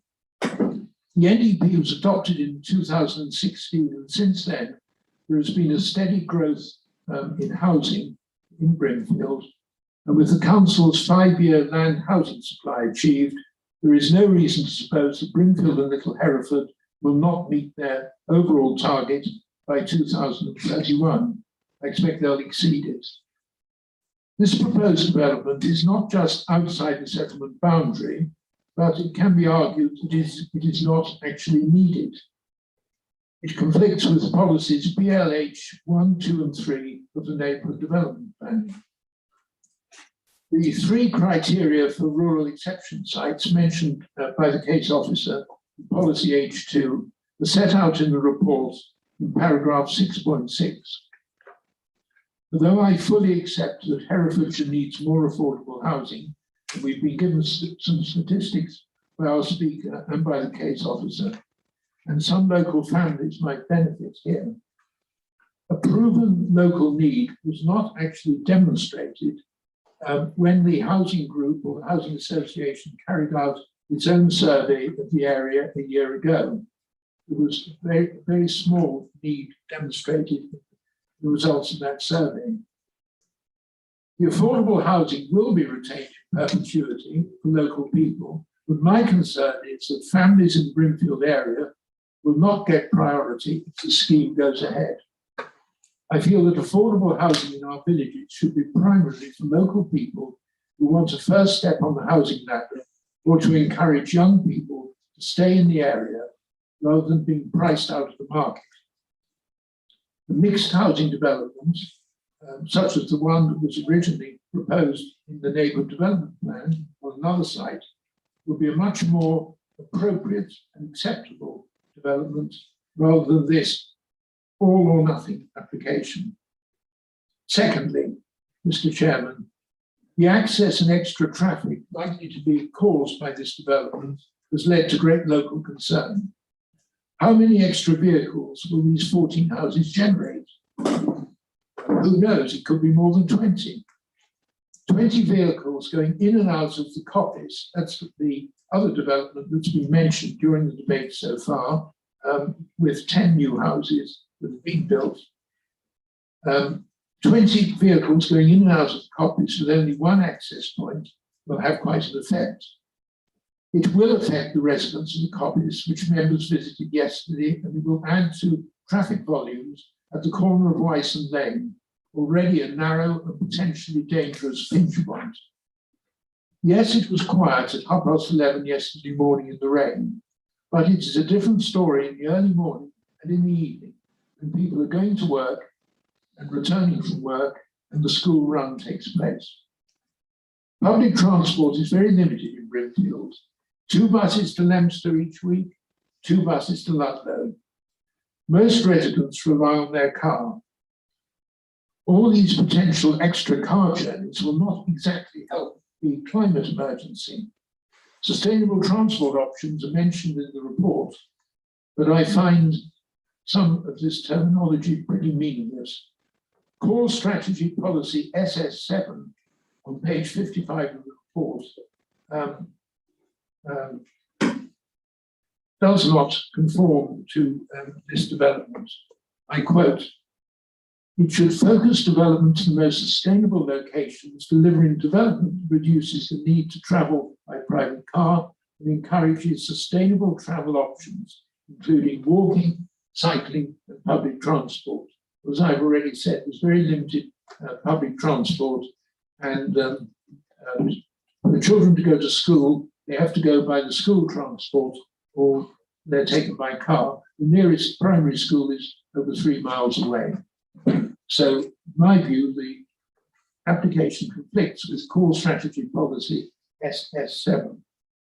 It doesn't conform to this policy in the core strategy. The further point concerns the decision not to adopt the roads on the site. The road through the coppice is also not adopted, and the residents there pay towards its maintenance. There will be significant site traffic going up Wyson Lane and through the coppice if the new scheme goes ahead. Who will pay for any damage? And I'm concerned about future maintenance. There was substantial damage part of Wyson Lane when the coppice development took place. Very little was done to put it right. There will also be more pressure on our already overloaded sewerage system in Brimfield, with a small pumping station in Wyson Lane often unable to cope. This will be exacerbated with another 14 houses.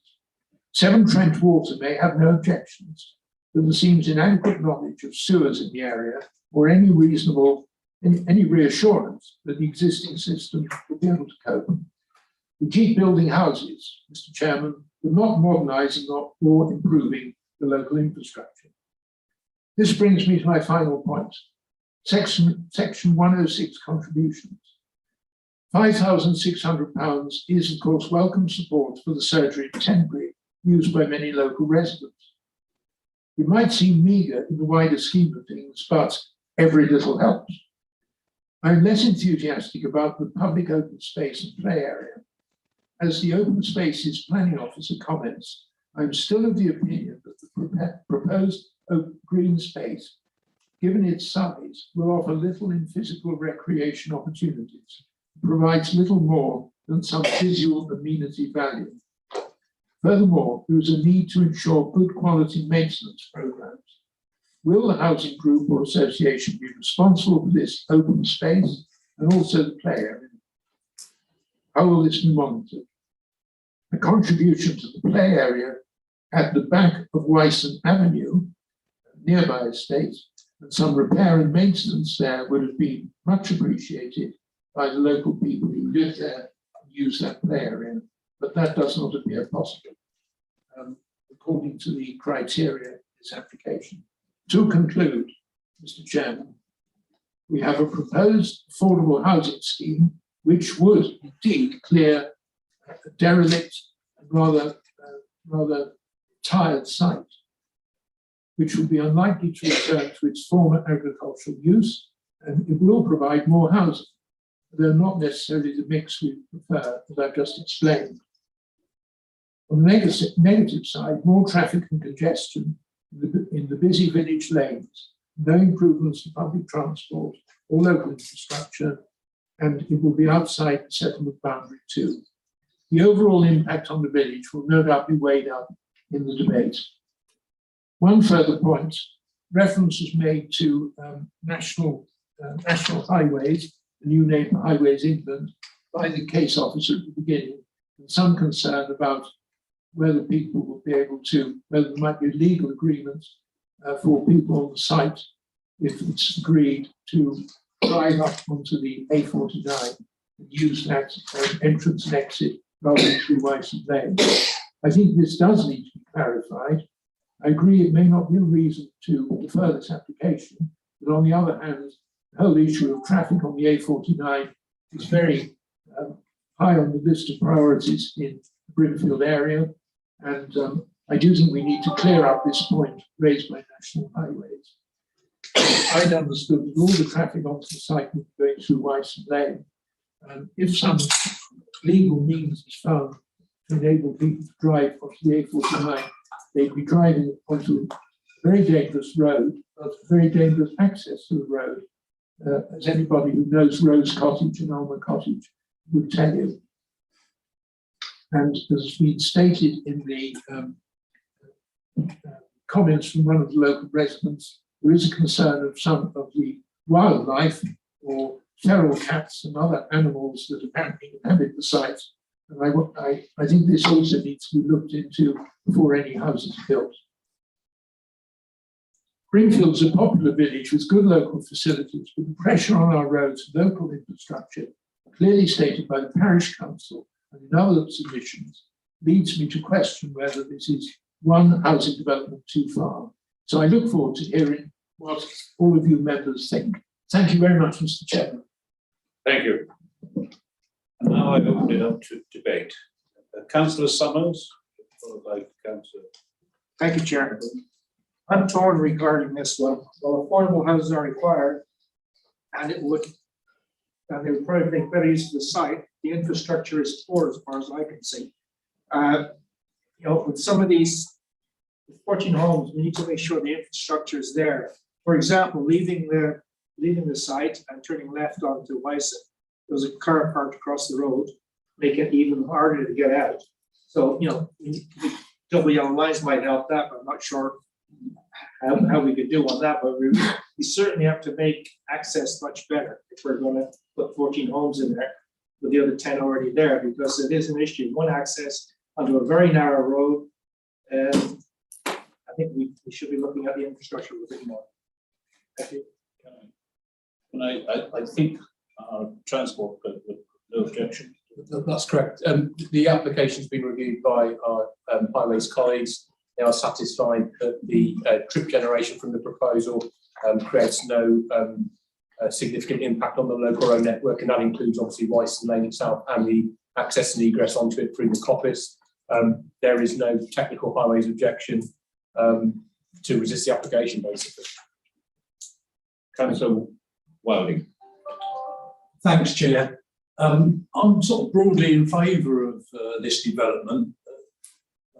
Members will be aware that the council has recently adopted its own design and building codes for building its own affordable homes. So one question I have, that was very recently adopted, so it's only just happening, but does this development meet any of these ambitious new targets in terms of passive house standards, orientation of the homes for future PV panels being put on, and also provision of car club EV points? So they're the points I'd like to just bring up, and I would hope and I urge the citizens housing group to incorporate as many of those measures as possible into their future developments, and if possible, get some of them in here. So the questions are, is there provision for a car club and an EV point for that? And I know the officer said it's the best use of the land, the way the houses are arranged, but could not those houses have been orientated so they all benefited from a south-facing roof? The other thing that Councillor Stone brought up was the fact that local people might not get use of those homes. And I think if that's a worry, maybe there could be some provision put into our deliberations to encourage that. But apart from that, I do support it. Thanks. Thank you. Just on that final point you mentioned about the issues, the problem is it's a catch-22 situation. If we put on conditions to be just for local people, then they won't get the government grant in order to do the project. But by its nature, I suppose that the fact that it's for people on lower income, it's not going to be wealthy people moving from afar. It will tend to be people, working people in the locality that want that particular boat, because they have to earn their employment within a reasonable distance of there. Sorry. Councillor Bowen. Thank you, Mr. Chairman. Affordable houses, we all know, are desirable, and where they're put and how they are managed is a different matter. The access to these houses proposed is one of my main concerns. I do know Grimfield, it's very local to me. I've been down this area, and even though I could not attend the site visit yesterday, Wyson Lane is a very, very narrow, difficult lane to negotiate and navigate. And I think we need to be very aware of the huge difficulties this might impose, both upon the building of it and of this development, and also upon the future use of it. I'm also very concerned that you are going down a private road to this development as well. And I know in other places this has caused extreme problems with maintenance and who's paying for what.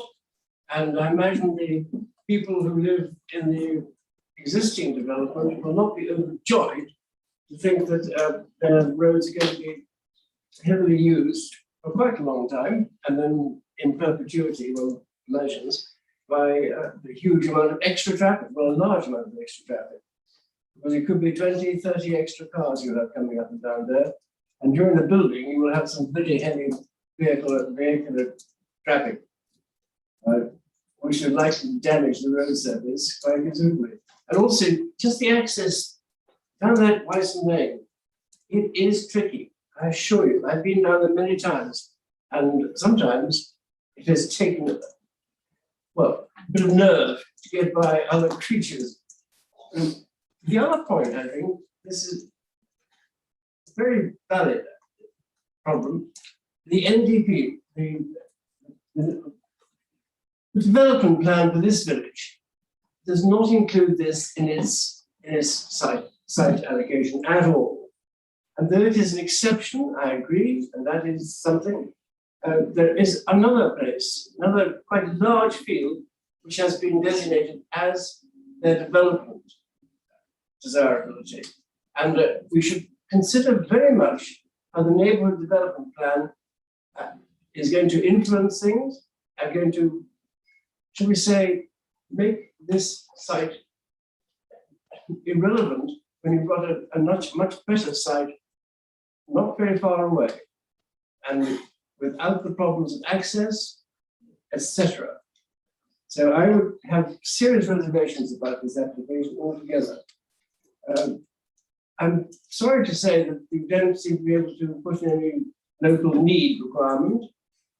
We have had certainly in Alton, we had 14 houses, all affordable, but with a local need connection imposed. And I think it's very unfortunate if local people are not given some priority in this matter as well. Public transport, very limited, yes. Pressure on the sewage system. We've had endless problems with sewage in Brimfield. And I've had to help Councillor Stone in this matter as well. And it does cause me concern that you will be putting extra pressure on the sewage. And okay, Severn Trent will say, oh, we will do something about this. Wonderful, really marvellous. That is after the fact of the problems arising. And I think that's not acceptable either. Players, who will maintain and look after it, who will pay for it? All these questions need answering, I think. Can they get access easily? Important point. Thank you. Just on one point, it is at the end of Wyson Lane. It's not. I mean, if it was at the other end, it'd be disastrous. It is at one end of Wyson Lane. Councillor Selden. Thank you, Chair. I'm struggling with this one, certainly as far as foul water disposal is concerned. Of paragraphs 4142, one statement from Severn Trent Water, what they're doing in the team catchment, I'm not quite sure. But it says this: Severn Trent Water advised there may be a public sewer located in the application site, although our statutory sewer records do not show any public sewers within the area you have specified. Paragraph 42, Welsh Water.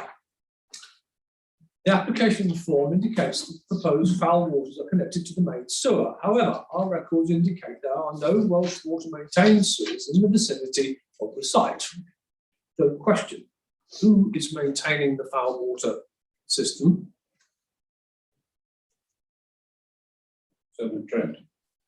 But they're denying they've got it. They're also asking for conditions regarding protection of their interconnection to it. Can't hear the committee included in the top 10. Yes, they're saying one thing to you, they're saying one thing in a written statement. I'm really puzzled, Chair. So, Mr. Brace, do you want to? I understand this from the dialogue with Severn Trent that due to the nature of the conditions they're requesting, that this will connect to their system. And hence the conditions they've requested that are outlined in the report. So then the transfer of sewer regulation 2007, being 2011, means that there has been a transfer of sewage to Severn Trent. Do we have those records? We wouldn't get involved in that, to be honest with you. We would, if they're requesting conditions requiring them to connect to their, they're requesting conditions. in respect of their asset. And it might not be that the sewer is within the site, it may be just outside of the site, but they would still need to make a connection to it, so. But forgive me, this is not the disposal of foul water and material planning consideration. Yeah, it says.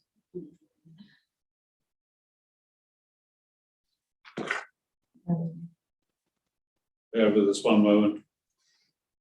The recommended condition. Yeah.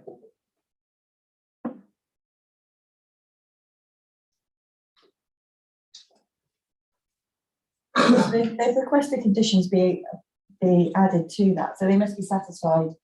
They haven't objected to it and said that there isn't a connection. So if they've confirmed they have no objections. But they and have no asked for public further sewers on detail. site. On the On the site itself, or in the area you have specified. Quote unquote.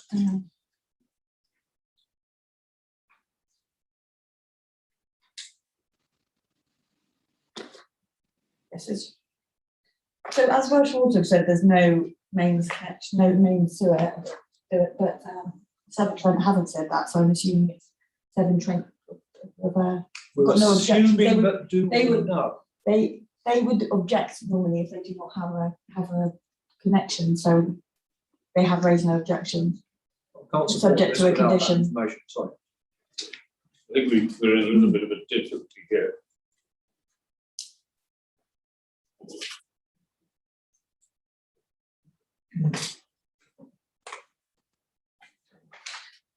If I can't give a definitive, we can certainly find that answer out, and you know, if members are minded, if they want us to clarify that, we can clarify that, and if members are minded to approve, we can confirm with the ward member. There's no reason to suggest that, from what I'm reading there, that there isn't a solution to that, and that it's not a Severn Trent Water proposal, bearing in mind they've recommended condition. But if you would like clarity, we can find that. Councillor Rowan. So this is nothing to do with sewage. This is, can I speak with my observations? Yes, is that right? Well, on the Councillor Rowan Andrews tour to North Herefordshire yesterday, 91 miles, everybody. No lunch, no cream teas. One thing that Councillor Andrews and I did discuss as we left this site was the proximity of a pub, two within very short distance. The closest was a freshly redecorated Roebuck Inn. Lunch specials were available. There was a village shop. There's a village hall. The site is adjacent to the play area. I noted it's 3 miles from the closest school, which means that any children living on this site, and it being an affordable site, does mean aimed at younger people, and younger people tend to have children. And being 3 miles, that means that there's school transport laid on. That is free school transport to your local school. I don't know about further education, post 11 years old, I'm not too sure about that. It's adjacent to the A49, which means you can distribute yourself around the county and further afield very easily from your home for work. Only reservation I do have is with the unadopted highway. I realise there are a number of roads and streets in the county that are unadopted. You tend to find they're private developments. I don't know if there's something that citizen housing or any housing association put in place, almost like a savings fund. Part of the rent element goes into a magic pot somewhere, and resurfacing is needed in 10, 12, 15 years. You never know, we might have a different system of resurfacing in that period of time. It might be all the recycled plastics. I have seen a couple of estates, especially up in the northeast, that have that done. But on the whole, I do think this is an absolutely spot-on application, best use of the land. I was really upset to hear the letter from the objector saying about the animals on site, but I'm sure that has been covered. Local member Councillor Stone did mention about maybe having a look further, but we must trust in our officers. So I will be going with the officer recommendation on this. Yes, on the issue of cats, my wife is heavily involved in that world of cats protection.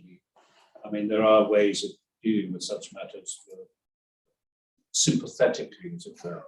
We've been involved in doing that in other places anyway. Councillor Andrews and Councillor. It's all right, I think if I shout, I think I can be heard. Well, no one can deny that we certainly need affordable housing, and especially two-bed houses, which are very much, I understand, in demand. Mention was made of the difficulty of access, one access. Could I remind members that we've given permission for a planning application in Ledbury of over 600 houses, which only has one access onto a narrow road. And this is 14 houses. The current existing buildings are in a considerable state of disrepair. I understand the worry about animals, and I noted the agenda, they're building suitable hedgehog houses, house sparrows, lucky hedgehogs.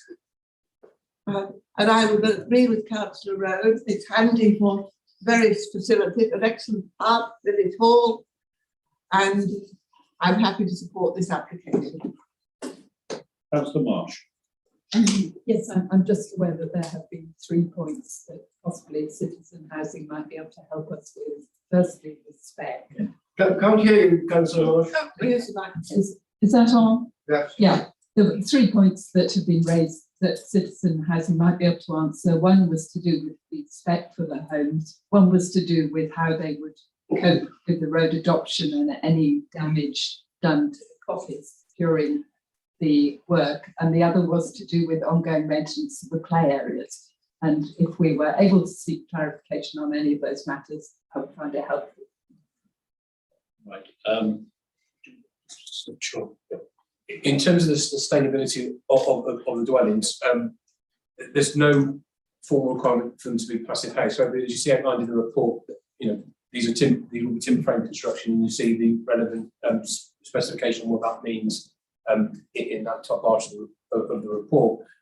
Some of the buildings are north-south facing, so there's an opportunity there for PV panels at a future date. In terms of all dwellings orientating north-south, obviously the constraints of the site, obviously economies of scale coming into play means not all of them are, but some of them are. In terms of EV points, as a matter of course now, all new dwellings, there is a condition requiring those. That's backed up by the NPPF, so any scheme of this nature, indeed any dwelling permitted in general, will have that as a condition if it's not shown on the proposed plans. In terms of wider sustainability, we come back to the very basic point. This is a site that's located very close to the heart of a settlement listed under policy RA2. Whilst we may or may not disagree with all the settlements listed under that policy as being highly sustainable and lacking in some facilities, until the core strategy is reviewed, that is our starting point on outside of Hereford City and the market town, which are the most appropriate places to put developments. And as you've heard, Broomfield, it's a reasonably sized village. It does have a range of services and facilities. Its accessibility onto the A49 means it is readily accessible to both Leominster, Tenbury, Outer County, as well as Ludlow. So in that regard, in terms of a development in the rural part of our county, this is, well, I will say, almost as sustainable as you can realistically expect for Herefordshire and the climate we live within in terms of, you know, bus services and things of that nature. That's the reality of the situation at this moment in time. But this scheme, I believe, I think it demonstrates, goes a long way to trying to meet not only some of this council's aspirational objectives in terms of climate change, but also in terms of going a long way and meeting both current government and core strategy policy in terms of sustainable development.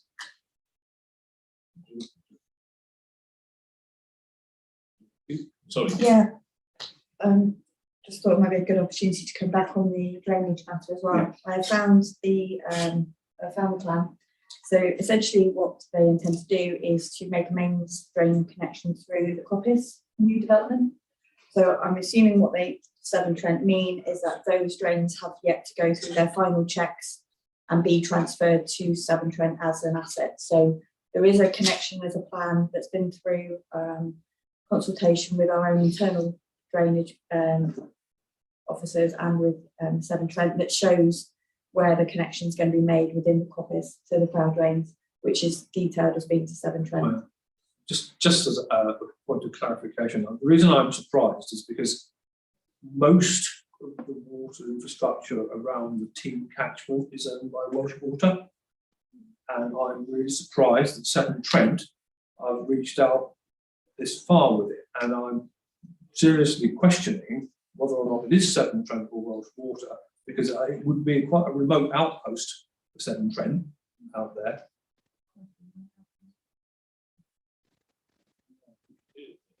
Two Severn Trent. Two Severn Trent. Okay.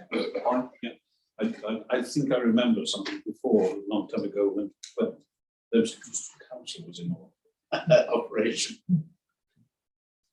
They must have an enclave somewhere around North Herefordshire. It's not Welsh Water. Anyway. There is a detailed plan. Are there any other speakers? Councillor Mill. Yes, thank you. Just briefly, because I stayed on after everybody else left and climbed over the fence and in the rain. Inevitably, as an archaeologist, I sniff around and see, oh, surely they're wrong. There's something of interest here, but there genuinely isn't. Even I could admit that the site is. Good God! Modern agricultural buildings, which are in very genuinely poor repair, a huge benefit, of course, in my opinion, to see the back of them. And here, I think it's an opportunity, a very good opportunity presented for us for an excellent use of the site. Though it's not absolutely perfect. I acknowledge that if we had all the resource in the world and all the leisure and all the ambition, we would make it completely sustainable. We would turn all those houses around so that they would meet Councillor Wilding's desire that they should be facing the south, or indeed my desire that they face south, and that we would reorganise the layout so that it encouraged shared car use rather than having 28 or 31 car parking spaces, which rather implies that all those residents of the affordable houses will have to save up for an awful lot of cars to justify them, but which would be a better use of the space, in my opinion. So rather than covering so much of it with car macadam for parking areas and turning circles or turning heads and all the rest of it, you'd have a smaller area for shared cars and a bigger area for play area for green. Well, okay, I quibble about that. But on balance, I think it's a jolly good scheme, and I'm very happy to be voting for it. Thank you, Chair. All right. Thank you, Chair. Given that we haven't yet had a proposal and that my inquiry into the relationship between Severn Trent and Welsh Water appears to have been satisfied, I'm happy to propose that this development go ahead as per the officer recommendation. Is that seconded? Yes. Right, are there any other speakers? Can I ask the officer to finally sum up from their point of view before I ask Councillor Stone? Yes, as far as we're concerned, comments and concerns have been noted in terms of the highway objections. The local highway authority have no objections to this proposal. We are obviously awaiting further details to ensure that the national highways concerns are covered off before we progress to issue a decision.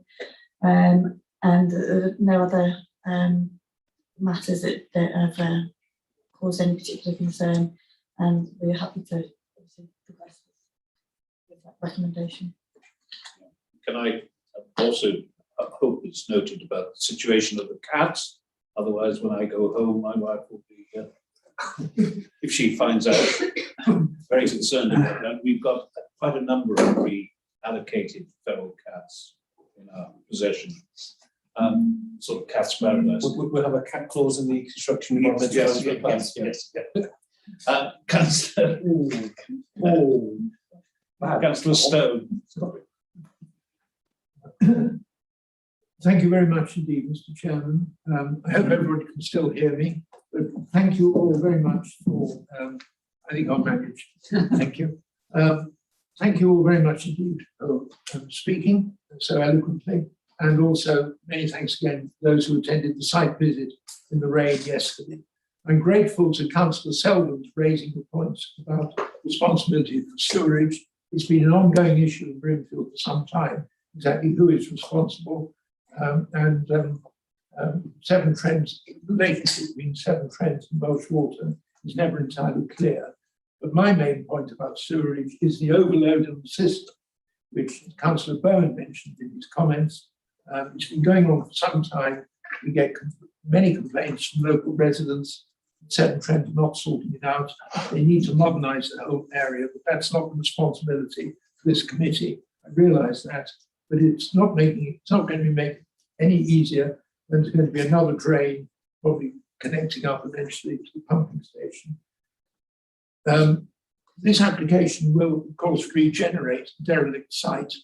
I'm very pleased that Councillor Mill had a good look round yesterday and has reassured us that everything's in order there for some more housing. And it will provide more housing and more affordable housing. There's no question about that if it's approved. So there may be some benefits to local facilities like the village shop, local schools, and other local facilities. Applications like this are generally a matter of balance. Will the gains outweigh the losses? And that's the decision the committee will shortly be making.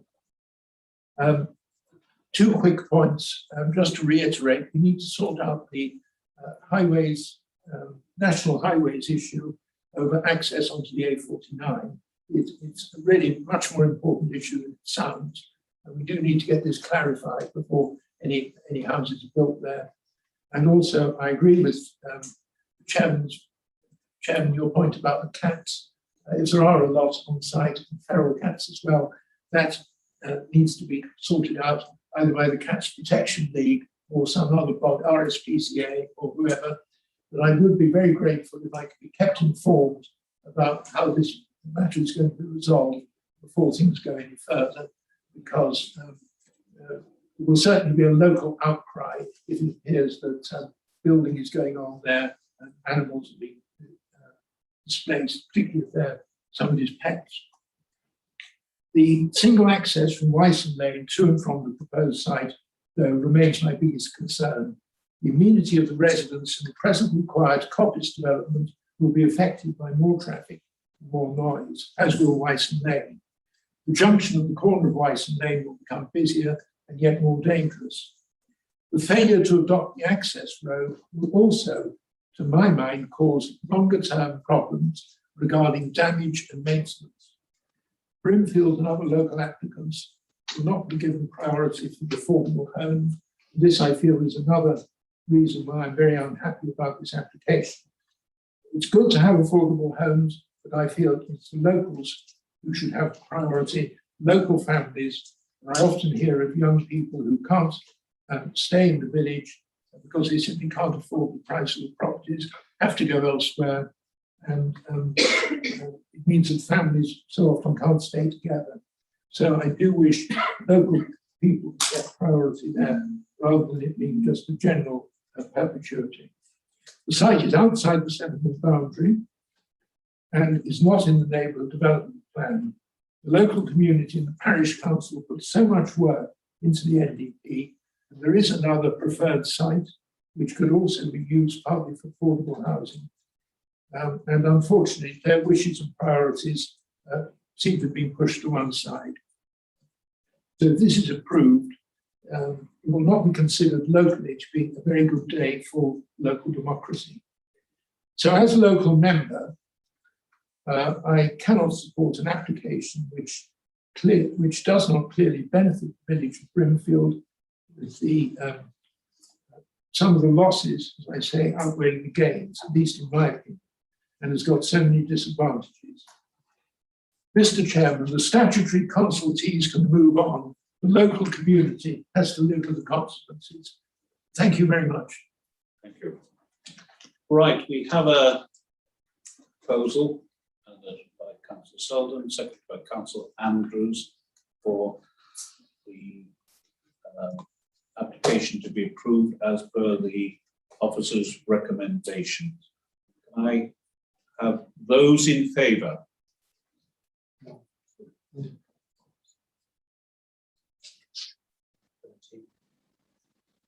Those against?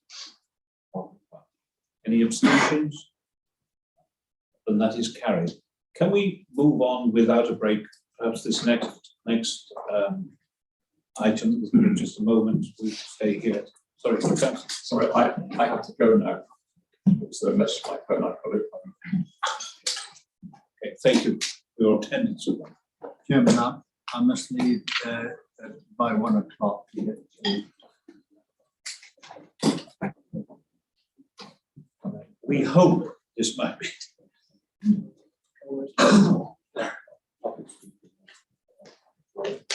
Okay, the public speakers for this item have to leave by 1 o'clock. So can we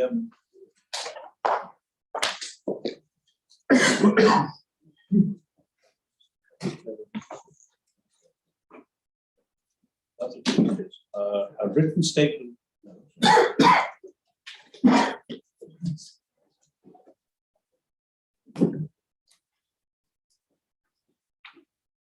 We have 2 speakers present physically in objection to the application once, and 1 speaker present remotely in support. So if the 2 speakers who are speaking in opposition can come and sit here.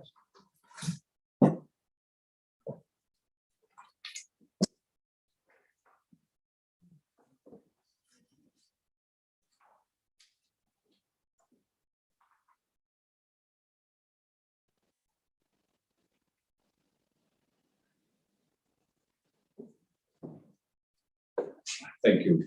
We'll go on to the officer's presentation, Mr. Lewis. Yeah. Good afternoon, members. Thanks for all of you who braved the weather yesterday for the site visit. So what we have for us here, there are no updates to the report, so it stands as it is. This is an application which seeks planning permission for the change of use of a parcel of land from agriculture in order to host 2 units to be used as tourism accommodation. As well as the change of use, the proposal would also entail the construction of 2 permanent timber platform bases to support the yurts, and it also includes the conversion of part of an existing garage outbuilding to provide toilet and dishwashing facilities. The application is associated with a dwelling known as Torrington. It's located in the far northwest of the county in a sparsely developed rural area known as Willie. It's approximately 2 kilometres to the west of Lingen and 3.5 kilometres to the northeast of Preston. It's on the south of the unclassified Ruby Lane and is connected by the customary red star. Next slide, please. Todd Pen is a converted barn. It forms part of a wider land holding extending to about 36 hectares. It comprises a mix of grassland and citrus woodland. It sits in relative isolation, but there is a neighbouring dwelling that adjoins the site to the east of Woody Lane Farm. The next nearest residential properties are around 400 metres away to the east, which you can see on the aerial photo. The use relates to the parcel of land to the east of the house, as noted by the red line on the top plan. Next slide, please.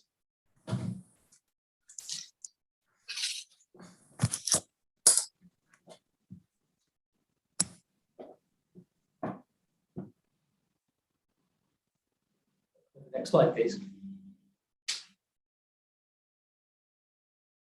Thank you. So the current slide shows the site plan. The land in question is the house and it's currently laid to pasture interspersed with a number of fruit trees. There's also an area at the west end set aside for growing of lavender. Topography is falling away to the east towards Lingen. As part of the change of use, it's proposed to site 2 yurts on the land that would each accommodate 2 guests. The yurts would be 60 metres and 90 metres away from the house, denoted by the yellow circles. The base structures would be permanent, but the yurts would be in situ between 1st of April and 31st of October any given year, being removed for storage during the winter. Next slide, please. So as per the support report, members are advised that the proposal is primarily concerned with the change of use of the land. The yurt tents themselves are not considered to be permanent structures and they do not constitute operational development requires consent when the definitions of development set out section 55 of the Act are applied. However, each year would sit on a top timber base, and these are permanent and considered operational development. Notwithstanding this, the applicants indicate that the yurt have a base diameter of 4.9 metres, a maximum height of approximately 3 metres, and it's been specified they be coloured dark brown, and an example image of similar yurts has been provided for member reference. In order to allow for the certain topography, a level surface for each yurt will need to be created through platforms. They'd also be 4.9 metres in diameter, and they'd remain in place permanently. They'd consist of vertical supports mounted in post spikes driven into the ground with a timber deck board above. At their highest, they'd be half a metre above ground level, with a cross section provided on the slide. Next slide, please. This slide shows a selection of images from the site, looking decisively sunnier than yesterday. The images up the volume of it. Did you speak a little louder? Sorry. Yeah. So the images at the top of the slide are taken from the main house, looking east down the valley towards Lingen. The yurts will be positioned amongst the trees that can be seen beyond the lavender rose in the foreground, and the locations that were marked out for member yesterday. The bottom images are taken at the east end of the site, looking upslope towards the main house. Next slide, please. As mentioned, it's also proposed to convert part of an existing garage to provide toilet, shower, and dishwashing facilities. The garage is shown in the image above, and the central bay of this will be repurposed in the manner shown on the floor plan. The services in here will be connected to the utilities of the main house, which includes the discharge of any additional foul water, the existing septic tank, and the associated soakaway field. Access to the site would be as per the existing onto Woody Lane, parking being provided on the hard-standing area to the fore of a steel frame building found at the site entrance. There'll be no other additional hard-standing proposed on the site, with access to the yurt being gained via grass paths. Next slide, please. Just coming back to the site images, turn to the appraisal. The development plan is obviously called strategy, but also the border group neighbourhood development plan. Members are aware the core strategy is under review and must take the level of consistency of these policies with the NPPF into account and attributing weight to those policies. In this case, the relevant policies, being those concerned with the rural economy and tourism, are consistent with the NPPF, and therefore consider them to still attract significant weight. The strategic objectives of the core strategy and the border group NPP both seek to support economic prosperity in Herefordshire through diversification of the rural economy and by promoting Herefordshire as a quality tourist destination. The most relevant development plan policies in this regard are E4, RA6 and EG14. E4 sets out high-level principles, whilst RA6 relates more broadly to proposals in the rural economy and confirms that proposals which help diversify this, including those which support diversification of agricultural businesses and support promotion of sustainable tourism, will be supported subject to certain criteria being met. There are similar principles in PG14 and under point 8 it states that the policy that tourism enterprises will be supported where they are appropriate to the area's rural character in terms of their nature and scale. So having regard to this policy context, it is clear that the development plan lends to supporting principles proposals of this nature. The proposal would support the diversification of the applicant's existing small-scale enterprise run from land and would align with the objectives of the plan to promote tourism in Herefordshire, bringing benefits by expanding the accommodation offer, increasing visitor numbers, and promoting additional expenditure in the local economy. In order to be permitted, however, we must consider the full details of the scheme.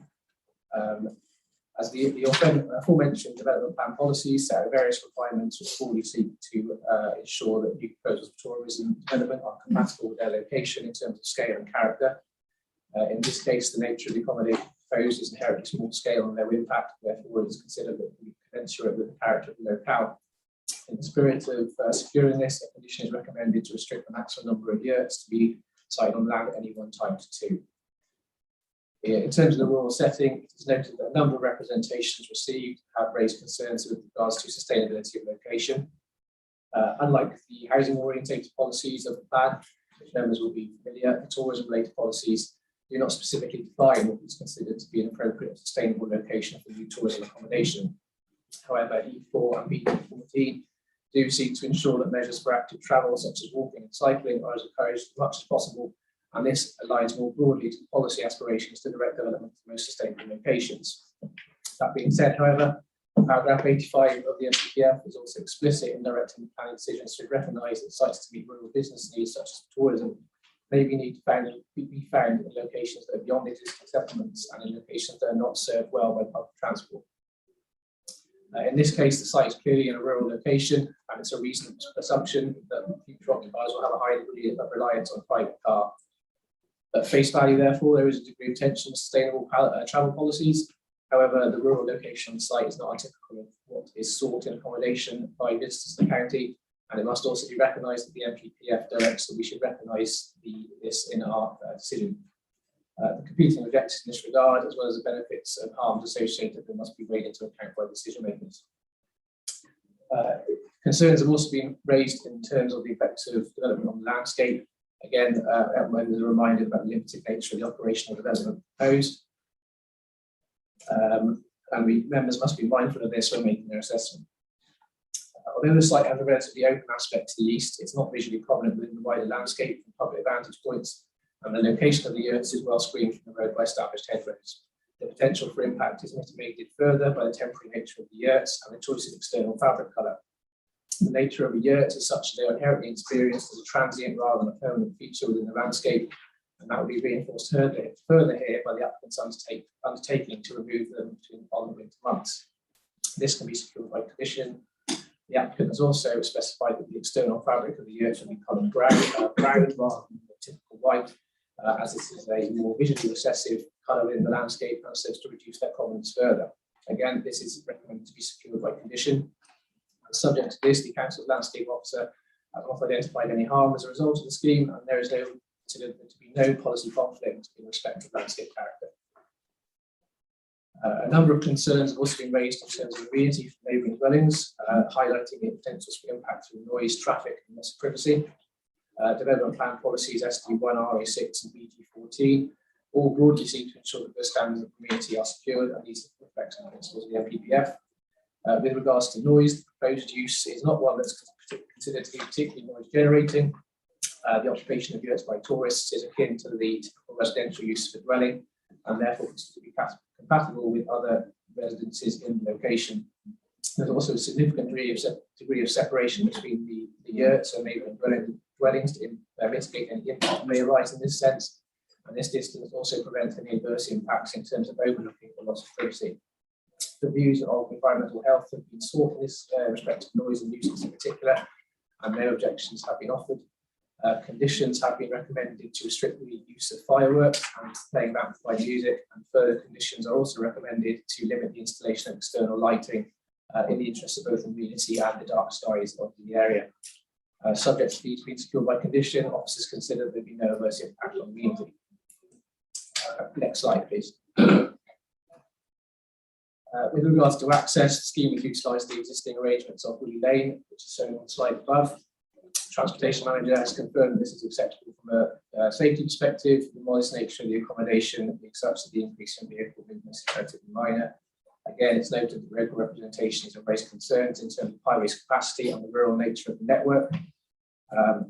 But it is not considered that 2 yurts would have an impact over and above the current use of this road, which could be reasonably described as severe, which is the benchmark needed to justify a refusal as per the NPPF.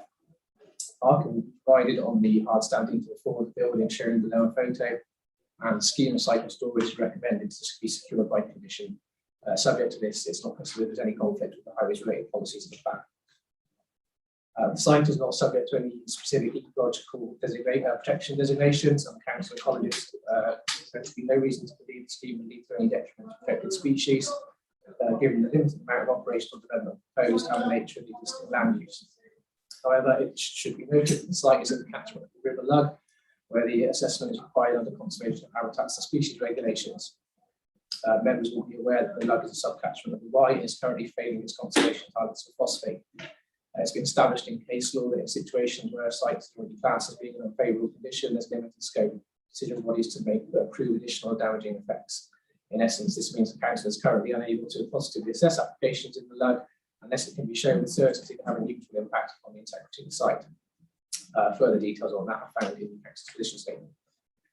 The occupation of the site by tourists here is such there is a potential pathway for development to impact on the Lug catchment through generation of additional foul water. In this case, that will be managed by connection to the existing septic tank and the associated drainage field. It has been confirmed that this system has got adequate capacity to support the additional loads and is a policy compliant solution in the absence of a main sewer nearby. The Council Ecologist has undertook the required assessment, and in doing so, as regard to the information supplied by the applicant, GIS data supplied by Natural England, and the guidance set out in the Council's position statement, particularly the criteria for private drainage fields. The assessment concludes that the existing system on site would comply with the relevant criteria, and hence there be no pathway for the development to have an adverse impact on the integrity of the Lug. Natural England have been consulted on this as the relevant statutory body, and have advised that they have no objections and agree with the Council's conclusions. This advice must carry significant weight. Subject to the imposition of conditions to secure these arrangements in perpetuity, it can therefore be concluded that this scheme will have no adverse impact on the integrity of the Lug and River YSAC. So to conclude and to draw this all together in planning balance, the proposal must be considered in the context of the presumption in favour of sustainable development. In the first instance, it is considered that the development plan lends in principle support to the proposal insofar as it will support the rural economy and promote Herefordshire as a quality tourism destination.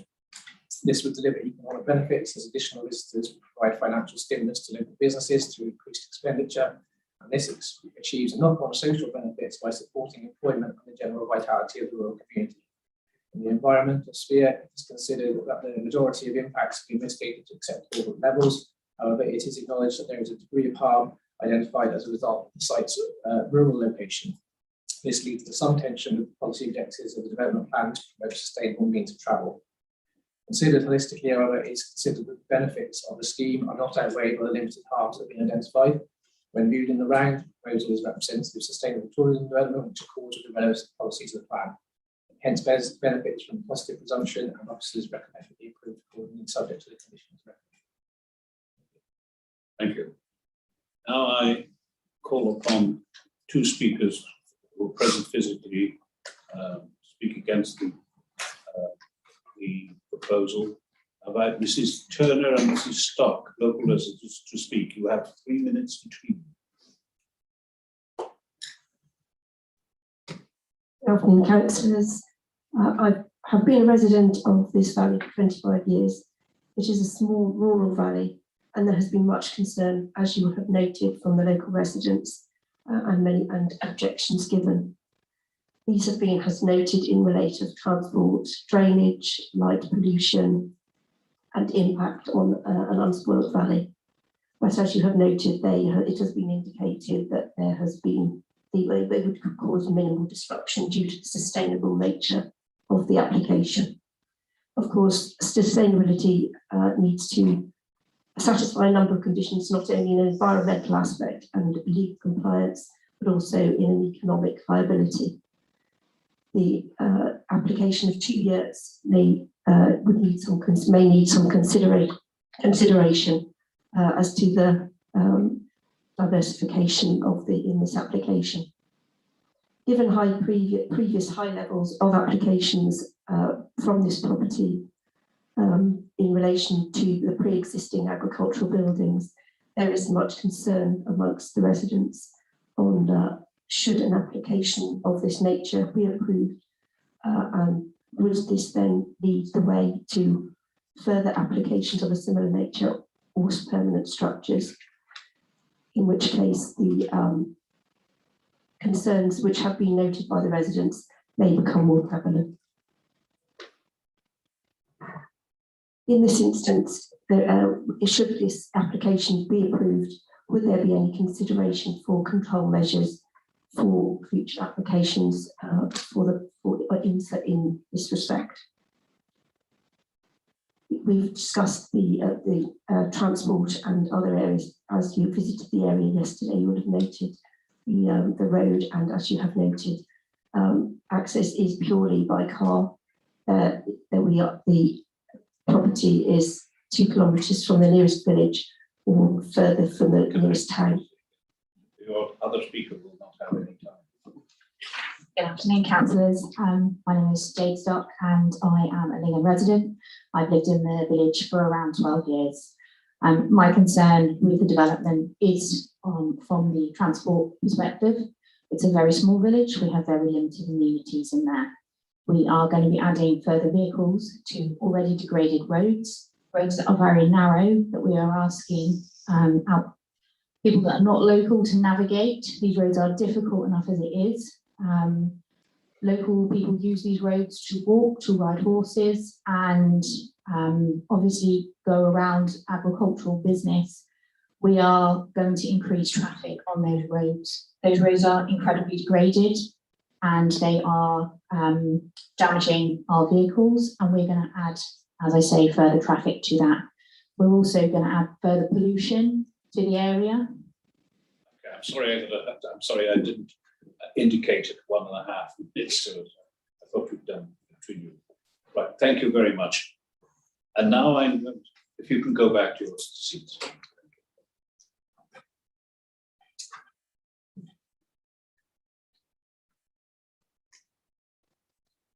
And now I invite Mr. Murray to speak. You have 3 minutes. Hello, everyone. This is a modest application for seasonal holiday accommodations for 2 years, provision of bathrooms, washing facilities by conversion of a single bay of a double bay garage. The 6 statutory consultations have no objection. It's been supported by the Parish Council. There have been 9 letters of objection, but the objections raised have largely been dealt with by the statutory consultees and the Planning Officer's appraisal. In particular, Natural England and the Conservation Officer Ecology has confirmed that the drainage arrangements are fully compliant, including the lug catchment requirements. As to further increases to site size, the whole purpose of the yurts is a minor diversification in many directions in the farm, because you can't just go along and put loads and loads more on. So the intention overall is never to go any further than 2, because the facilities just don't accommodate it. Overall, the Planning Officer recommends approval. Thank you. That's the end of my statement. Thank you. Right, we'll now go to the ward member, Councillor Gandhi, who will be speaking remotely to us. Councillor Gandhi. Thank you, Chairman, and thank you, committee. I wish to object to this application in support of many residents in Willey. Willey is a very rural settlement, set, in my opinion, in one of the most beautiful parts of Herefordshire. The planning application has been submitted by the residents of Togpen, who have over the years submitted a number of applications, and most of the original farm buildings have now been converted.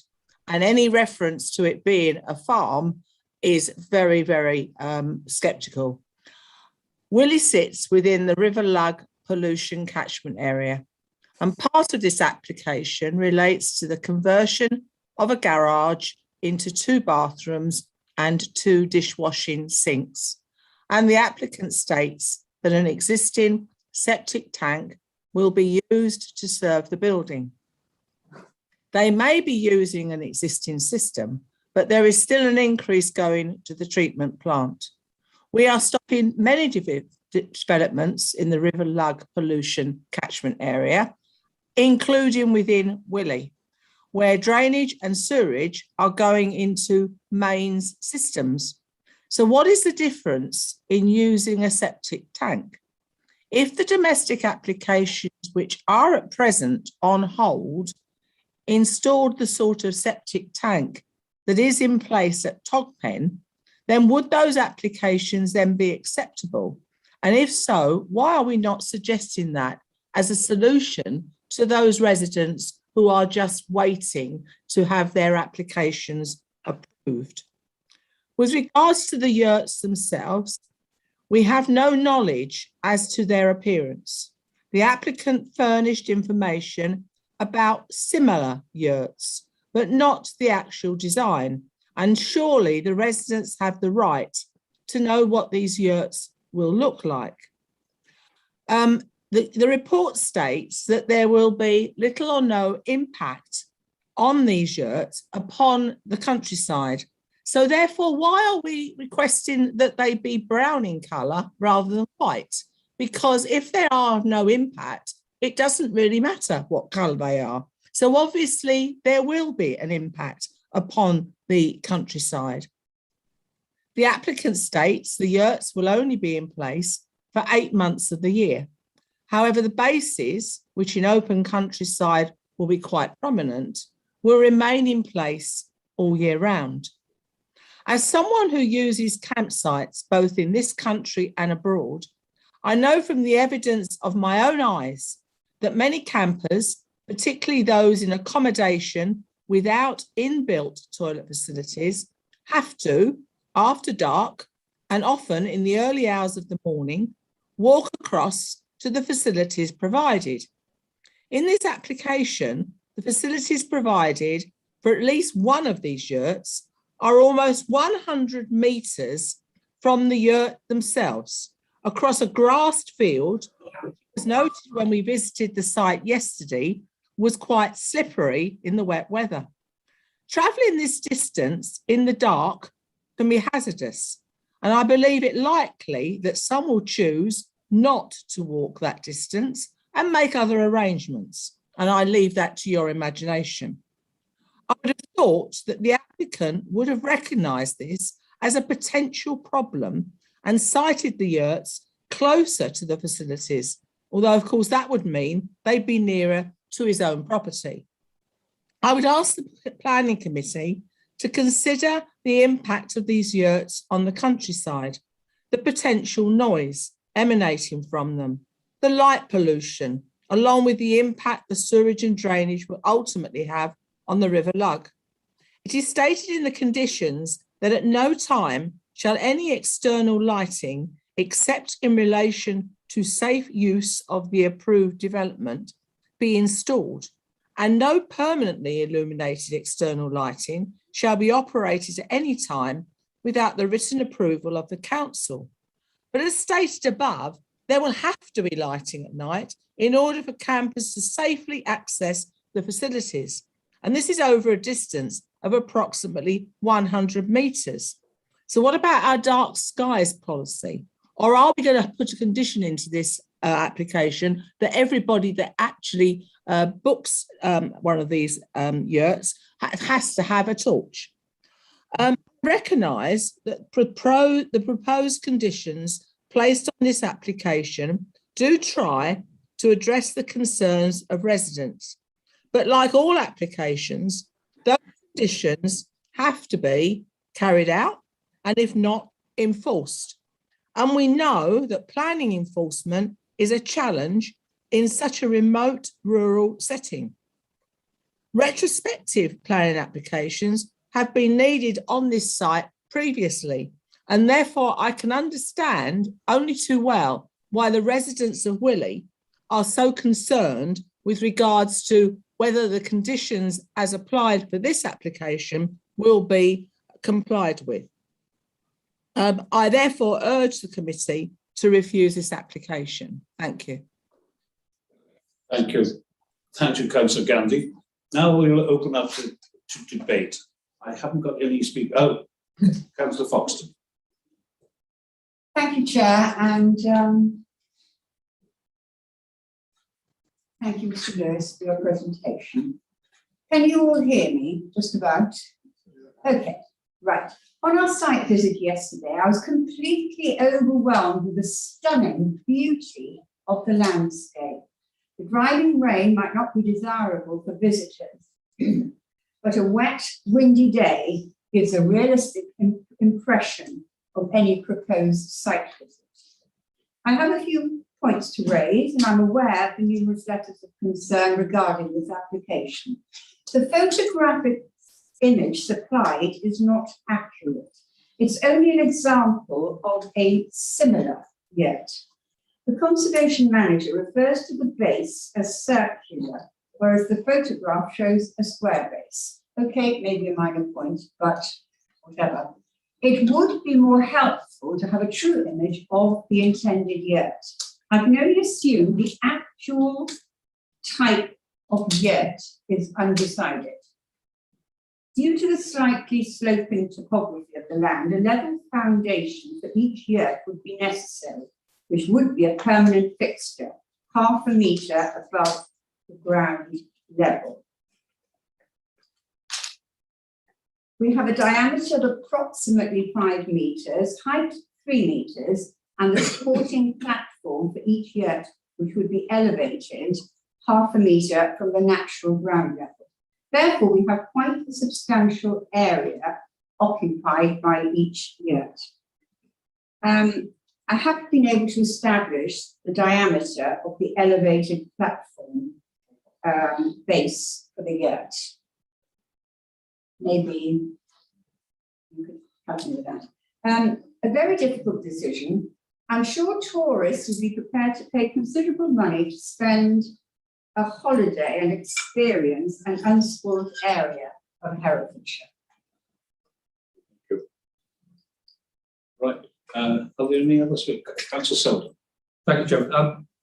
Couple of points on this. In all these things, we're in the state of the planning balance on balancing out any harm this may do against the undoubted economic benefits to the local communities and the applicant. Can I just check with officers that, as far as my favourite subject today, the drainage, is concerned, that as this is feeding into an existing system, it's not covered by the regulations that are prohibited development elsewhere? So it would be effectively covered with the policy considerations, we could say, in terms of how we apply the position statement. That sets out a range of circumstances where if you use a private system, a drainage system, be that septic tank or treatment plant, and it discharges to ground, it's certain criteria met in terms of ground conditions, the gradients of the slope. We can conclude that there is no pathway for development to impact on the LUD, and that's informed by Natural England advice. That applies equally whether or not the system is existing or proposed. So if someone's going to install a new system, we apply that. Equally, we've applied it to the existing system here, and it's been found to meet those criteria. Okay, thank you, Mr. Lewis. So I think we, having had that assurance from the Natural England on the system, I think that it is we can make an assumption that the drainage system can cope with the existing with the outfall from the extra. How many people can you sleep? 2 or 4? 2 weeks. 2 weeks. So it's 4 people over the time it's in use. And I also note the disturbance on the tranquility of the site, especially to do with light pollution. However, I did also note that the site will be closed from the 1st of November through to the 31st of March each year. So in the time of the really dark winter months, there will be no lights coming from this site whatsoever, because I believe the yurts are going to be removed.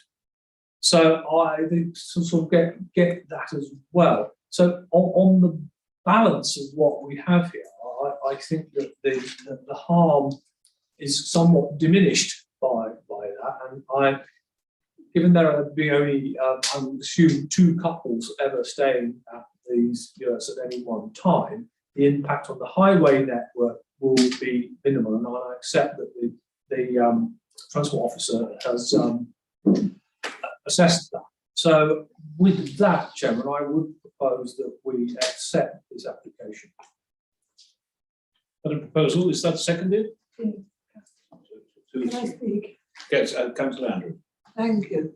I have actually stayed in a yurt, admittedly in the more benign climate of southern Africa.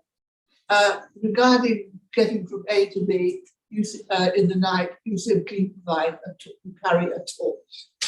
Very simple. You don't need lighting, you carry a torch. They provide a very increasingly popular form of low-key holiday. And I think anybody who stays in this rather lovely place, Willie, even though we didn't see it at its best yesterday, will be very lucky. So I'm happy to support this application. Councillor Shaw, did you indicate you wanted to speak, or was that? Councillor March, I mean, sorry. After you, sorry. I was only going to say that in New Zealand, all bed and breakfasts are required to provide a torch just in case you can't find the switches. And also, of course, I mean, one hesitates to mention it, but providing a commode or something similar for those who wanted to use it would indeed also be perfectly possible. So there are really very many low-tech ways, and of course, it mostly will be used when it's we have long days. I wish we felt commodious here. Right. Another speaker? Then it has been proposed and seconded. I'll go to the officers and then come back to the local member. Accept the officer's recommendation. There's nothing else to add. That's nothing else to add. Councillor Gandhi?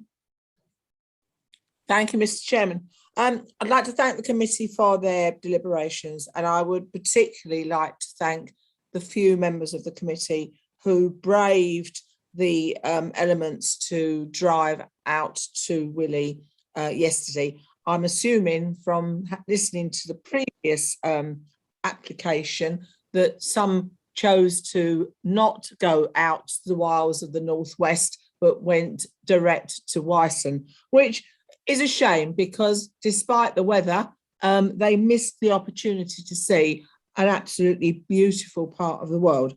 But I think that demonstrates how remote this area is. I think one of the things I would just like to point out is the fact that the total population of Willie is 61. And a good third of those have objected to this application. And the interesting point is that of the 4 people who have supported the application, they come from Hay-on-Wye, Wincanton and Ilford. I'm not convinced there's many yurts in Ilford, but I may be wrong.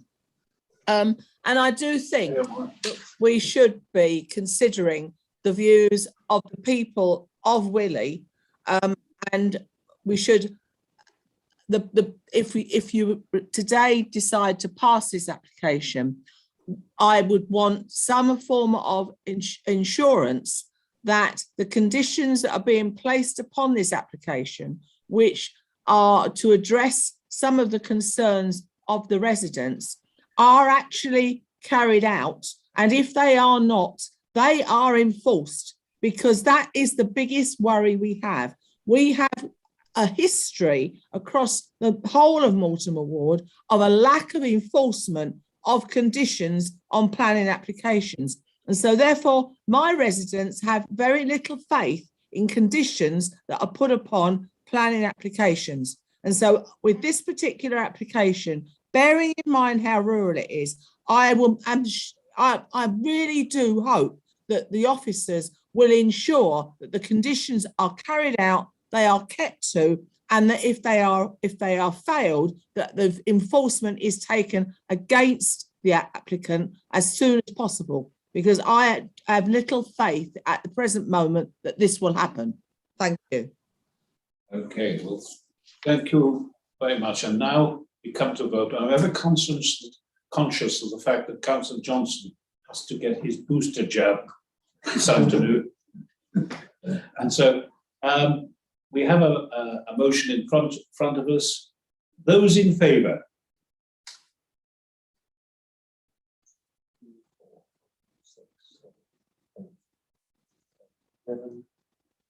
Those against? 2, 3. Abstentions? None? Then that motion is carried. I'll now have Councillor Johnson will leave us now. I'm conscious of the fact that we may restart the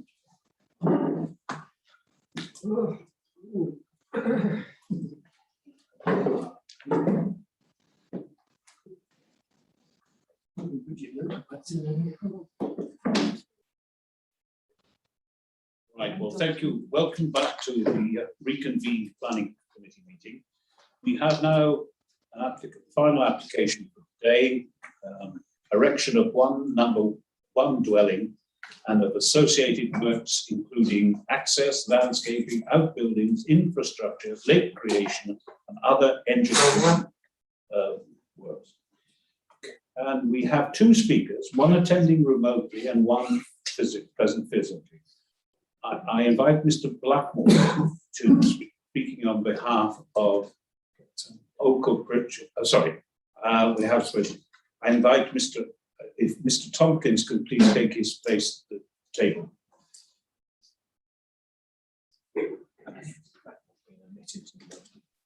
Has Mr. Blackmore been admitted to the meeting, please?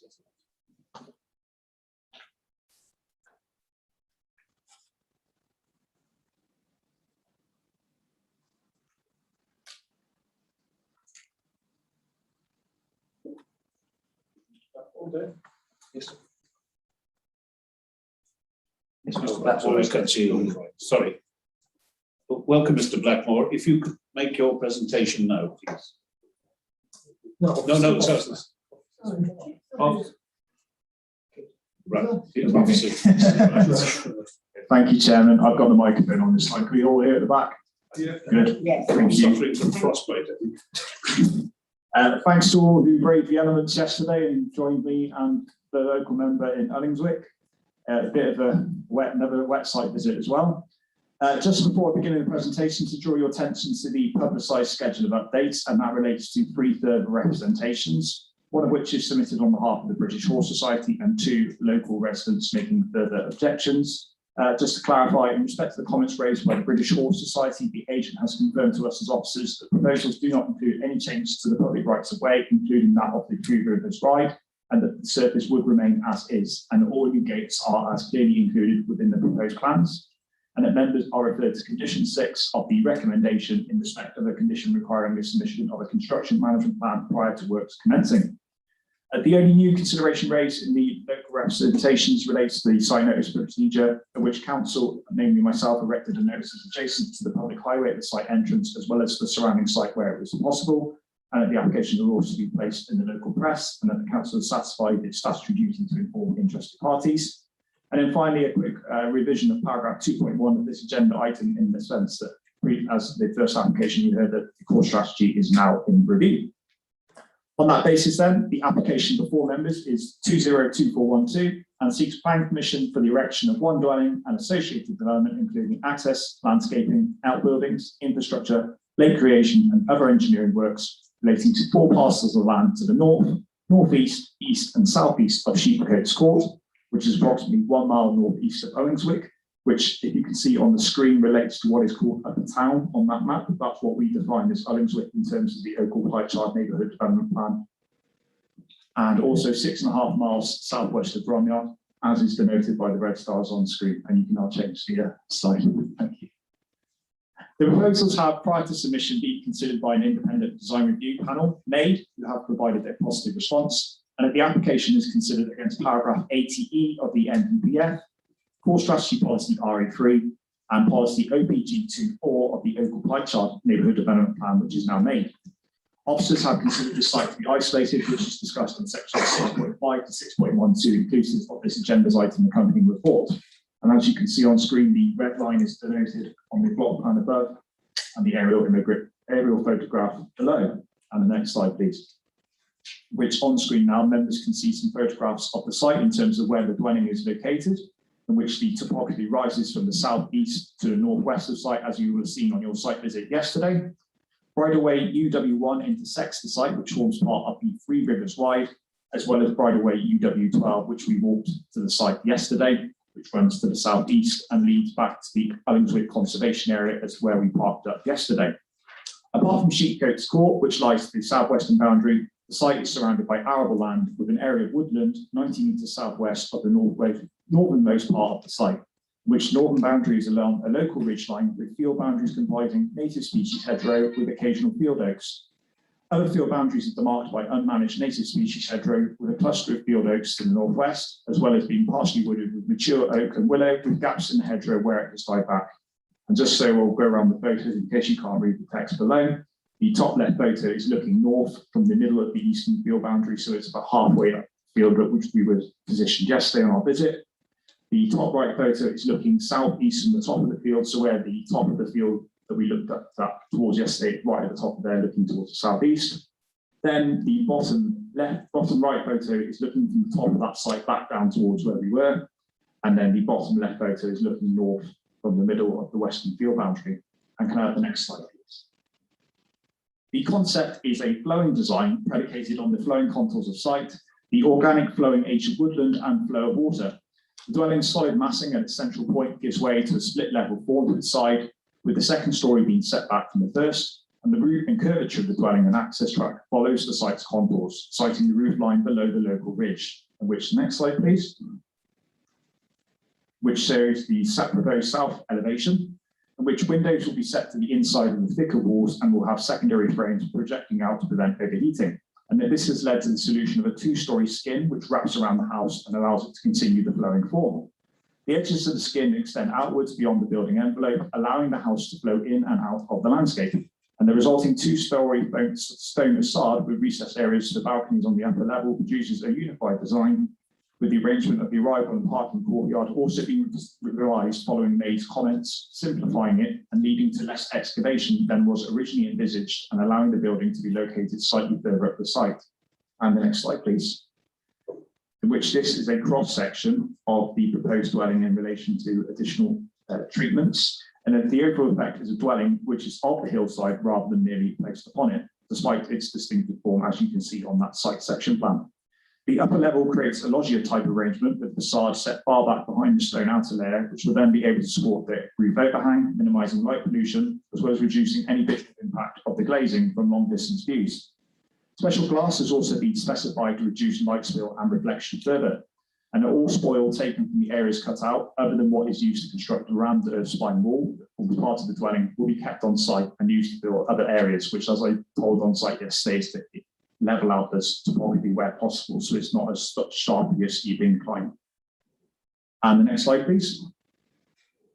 In which locally sourced stone from the Black Mountains, render and timber feature in the immediate vicinity of site, and the proposed dwelling is to be designed to pass the standard.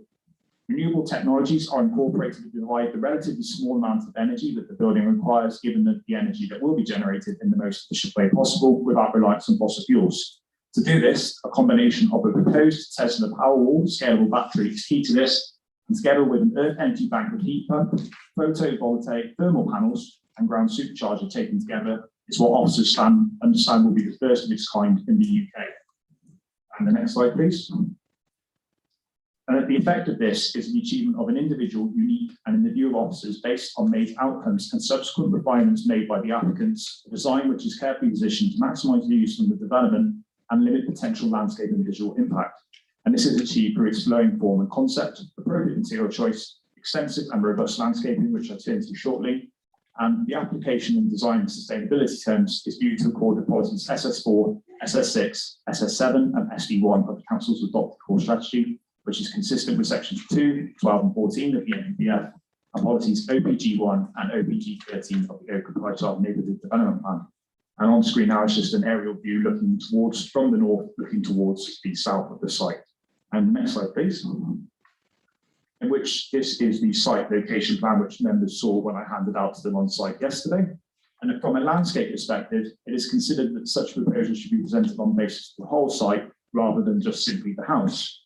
The proposals put before you are truly landscape-led and have been subject to an iterative design process embracing ecology and green infrastructure. The submitted landscape and vision appraisal summarises that the effects on national landscape character would be measurable positive, effects on regional landscape character would be minor positive, and effects on local landscape character would be between minor and moderate positive, and similar conclusions have been reached by the Council's own senior landscape officer. The detailed enhancements include, but are not totally limited to, the creation of historic woodland with new trees and establishment, management of wood associated wood pasture and parkland habitat, the restoration of an old orchard in the southern half of the enlarged arable field, which we viewed yesterday, an associated wildflower meadow with grassland habitats traditionally managed, the restoration of field boundary hedges, which once bisected the arable field, the restoration of the northern half of the arable field to traditional wildflower hay meadow, existing woodland restored and improved and new habitats created, the restoration of lost hedgerow along the eastern boundary of the woodland on the west side of the arable field, and that other existing hedges will be restored and improved, as well as improvements to the existing, especially ecological enhancements with new habitats for flora and fauna that's designed into the whole scheme, which includes proposed boathouse and cider mill, and the improved experience of the Free Rivers ride, including installing a more user-friendly arrangement of fencing and gates than exists at present, providing a seating area and also interpretation boards with views across the little orchard lake towards the Orchard Perry Mill. And on screen now, is the proposed site location plan, which the dwelling is located towards the northern half of the site. As we pointed out on the site yesterday, we stood approximately sort of on the right-hand side of the image where this sort of lake is created. And the next slide, please. In which this photo is a viewpoint that has been provided by the applicant. So where we met at the other side of the field on the right-hand side, but had we continued walking along that field where we were going to meet up with the public right away, that was where we would have looked immediately north towards the proposed dwelling. And the applicant has provided a sort of key viewpoint as to what it would look like had this application be approved. And then the enhancements respond directly to policies LD1 and LD3 of the core strategy, which is consistent with section 15 of the NPPF, and policies OPG1 and OPG11 of the Oakle Pie Chart Group Neighbourhood Development Plan, providing a genuine synergy between the landscaping and the architecture. Indeed, the key viewpoint here will give an idea of how the site will be experienced from a public perspective. Indeed, the Council's senior landscape officer has reported positive effects on landscape character, unnecessarily assuming the worst case scenario and factoring in subjectivity, finds visual effects that do not cause conflict with core strategy policies SS6 or LD1. And further, the significant landscape enhancements that have been put forward would go above and beyond what might ordinarily be expected of a traditional residential development of applications that do come before this particular committee. Members have acknowledged that the Council's senior landscape officer recommends conditions which will secure implementation of these elements, as well as the maintenance and long-term management of these aspects, which in the view of officers is necessary to secure paragraph 8 status. And the next slide, please, which is an aerial photo giving an artist's impression of how the dwelling will look from above, which from an ecological perspective, the Ecological Enhancement Strategy and Management Plan explains in depth all of the measures that are being taken to ensure the project delivers a significant net gain in biodiversity. National and county BAP habitats are proposed to enhance the biodiversity site and provide opportunities for significant biodiversity gains for the project. The mature hedgerows and trees on the site will be retained. There are opportunities for the remaining habitats to be significantly enhanced for wildlife and nature conservation. The arable field and semi-poor improved grassland fields currently provide poor potential habitat for fauna species, and therefore further habitat creation and native planting will significantly improve the land for wildlife by providing habitat linkages and strengthening ecological networks on the site and into the countryside in the vicinity. And on that basis, the proposals preserve priority species on their habitats in accordance with policies LD2 of the core strategy and OPG11 of the NEP. Specifically through the extensive and integral biodiversity enhancement scheme that will work in tandem with the proposed landscaping, the proposals are viewed to wholly fulfil the provisions of core strategy policy LD2. Members will read in section 6.45 to 6.54 that there are no objections from transportation, heritage, or land drainage. Although from a HRA standpoint, the planned development takes existing farmland that has been used for arable farming out of production. And by developing the site from the arable field into a single dwelling house using the combined treatment facility and consisting of a package treatment work, drainage mound and wetland, with an orchard being installed in some 2/3 of the site's area, that this would lead to a phosphate reduction on an annual basis. As members would have read from the report, to provide the legal and moreover scientific certainty, a legal agreement for the lifetime of the development is required to secure the management, maintenance and monitoring of the package treatment works and the ongoing replenishment of any chemical dosing phosphate stripping systems, as well as the management and monitoring of the wetland secondary tertiary treatment system and final outfall quality to the local watercourse, as this system provides security of the agreed nutrient neutrality if the package treatment works fails for any reason, as it will provide some nutrient removal in its own right, and the agreed use, monitoring, management and maintenance of all areas being turned from arable to other uses to secure the agreed nutrient neutrality, i.e. the orchard area. Currently, the LPA is unable to take care of Habitats Regulations Assessment appropriate assessment. However, the recommendation is proposed following discussions with the applicant. The committee are content to delegate these matters to officers. There are no RBU cultural objections to this application set out in section 6.64 to 6.65 of this report. And final slide, please, which gives you a final aerial view from the south, in which, in summarising, the view of officers is that the proposals clearly accord the visions of paragraph 8E of the NPPF, bearing in mind May's conclusions and the refinements have been proposed since then, and that the scheme constitutes an exceptional form of development which is permitted by core strategy policy RA3 and by extension local pipe-shard neighbourhood development plan policy OPG2. Members will read throughout the report that there are no technical harm has been identified and it has been considered and assessed, and that the officer recommendation is for approval as laid out in the officer recommendation, subject to the said legal agreement in terms of securing the nutrient neutrality. Thank you, Chairman. Thank you. We now have two speakers, one attending and one attending online. I invite Mr. Blackmore, speaking on behalf of local Pritchard Parish Council, Group Parish Council, to speak. You'll have 3 minutes, Mr. Blackmore. I think, Mr. Blackmore, you're on mute.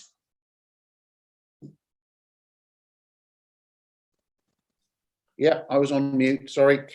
Thank you, Mr. Chairman, for that one.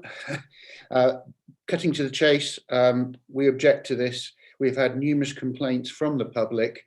One of the reasons is the hydrology of the situation. I've obviously listened just now to the explanation from the planning officers, so I think it's a little bit better than some people fear.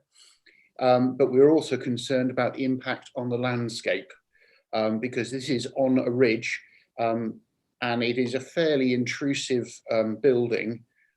So we're very concerned about that because once we've lost that view, that landscape, then it's gone. We can't reverse it.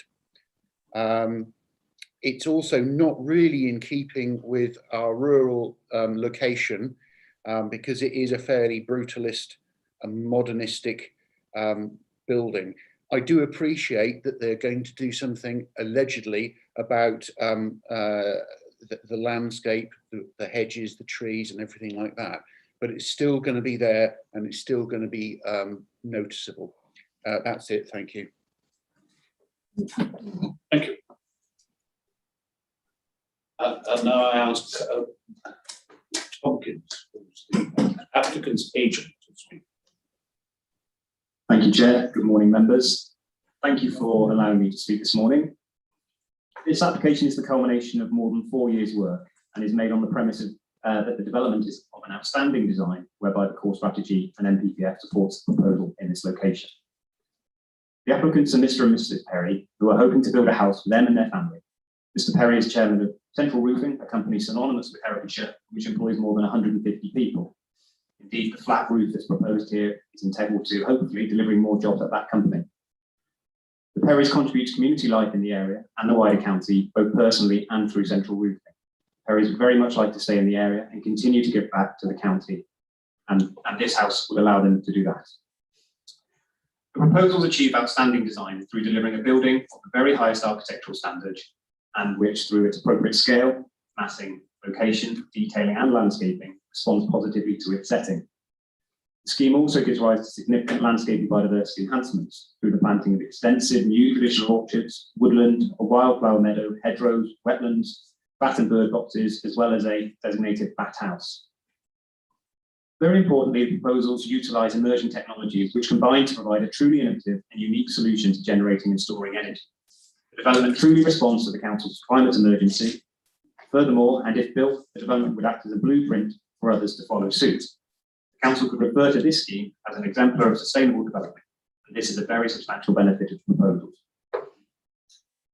Whilst the amount of planting is extensive, it is the detail which is so outstanding. For example, the precise arrangement of the orchard trees is such that when travelling along the access track, the building is only revealed to view at the last moment, accentuating the impact of architecture on arrival. It is the synergy between the two elements which is so impressive. In terms of the process, the applicants first approached Herefordshire Council for pre-application advice when the proposals were nothing more than an idea. Receiving a positive response, the applicants appointed a highly respected architect and landscape architect to develop a design which is both outstanding and which significantly enhances its setting. The applicants involved the council at every opportunity and have found officers' engagement invaluable throughout. The applicants also engaged the MADE design review panel to review the scheme. The design review panel is made up of some of the country's leading architects and landscape architects, and they have advised the design, including its location, scale, massing and detailing, is outstanding, would significantly enhance its setting and has the potential to meet the very high standards required by planning policy for development in this location. Your officers agree with this assessment. In summary, the application complies with all relevant planning policy and delivers a development of the highest quality and which truly addresses the climate emergency. We therefore ask that you support your officer's recommendation and approve the application.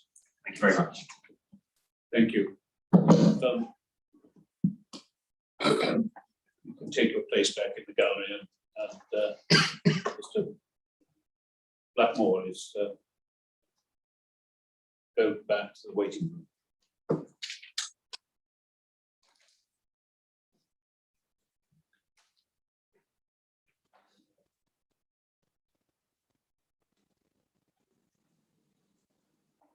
The local member is Councillor Lester. I call upon Councillor Lester to make his presentation. Thank you, Chairman. Can everybody hear me? Yes. Okay, thank you. Thanks to those of the committee who were able to visit the site yesterday. I'm sorry you all got wet and muddy, but just goes to show how dedicated to duty you all are. And I would also like to thank the planning team for actively engaging with the applicants and being proactive with that, and that's to be appreciated. I'd also like to thank Mr. Bailey for producing a detailed and comprehensive report. Any officer presented with an application this substantial has their work cut out for them, and so Mr. Bailey's efforts in dealing with the application are very much appreciated. As members of the committee who attended the site visit will have noted, in wishing to represent the community and the parish council, I cannot support this application. And while I'm going to talk, I would please have in mind the slides that you've seen with regard to the aerial photograph, the aerial drawing, and the cross section of the development. There's been a significant number of objections to this application, focusing on the perceived harm it would cause to the landscape, conservation area, agricultural land, and the settings of listed buildings, and I cannot ignore these concerns. However, I am mindful of the fact that the application seeks to be seen to achieve the aims of paragraphs 80E of the NPPF, in that it purports to be truly outstanding and would significantly enhance the immediate setting and be sensitive to the defining characteristics of the local area. And the MADE review concluded that the development had a strong potential to meet these requirements, but it did not categorically say that they had met those requirements. So I would ask you to bear that in mind. With regard to the design, I just do not think that it is sensitive to the defining characteristics of the area. In fact, when measured with this requirement, it certainly is not in keeping with the area. The nearest buildings are historic or listed buildings or a medieval church, and the report identifies the fact that the character of the area has remained largely unaltered since the 19th century.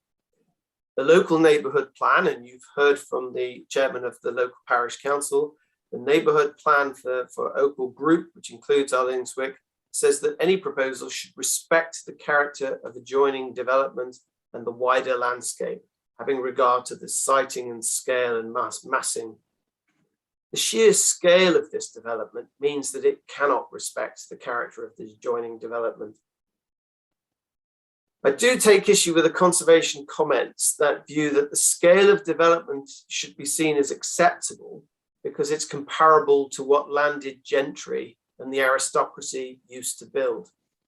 I respectfully suggest that times have moved on somewhat and that the scale of all housing development in the open countryside should be assessed in terms of housing need and be proportionate to that need rather than how it would emulate the scale of developments in the dim distant past. I acknowledge that the proposal has some admirable environmental qualities and credentials that may boost its appeal in terms of sustainable development.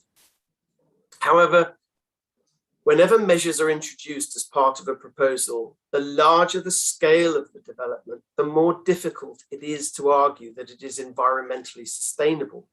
Given that there's no housing need, the best way of achieving the optimum benefit for the environment in this area is not to build it at all.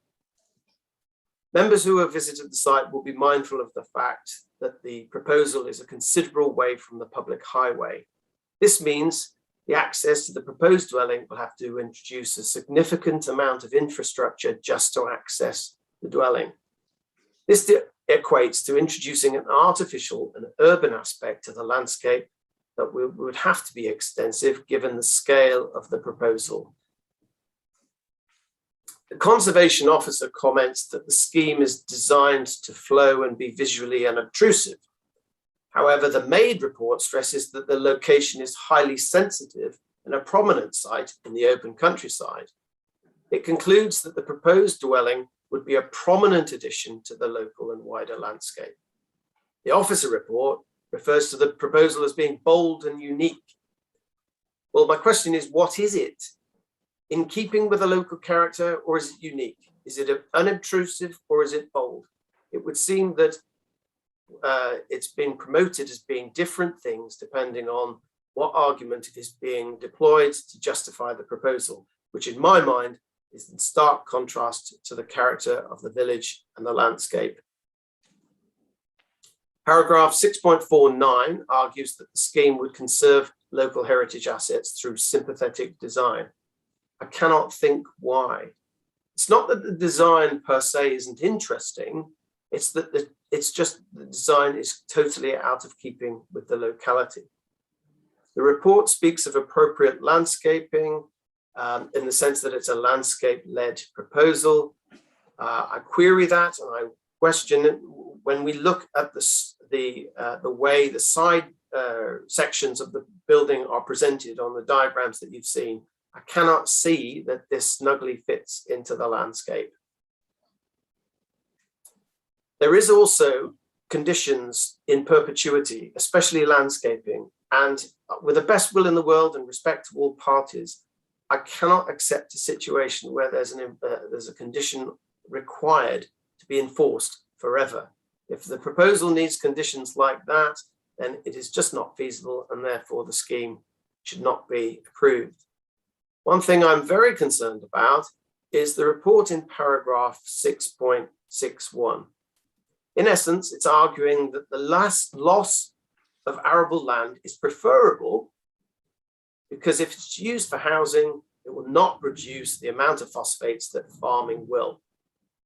What I find alarming about this argument is that if we follow this logic, we should just turn all of our farms into housing development and be done with agriculture altogether.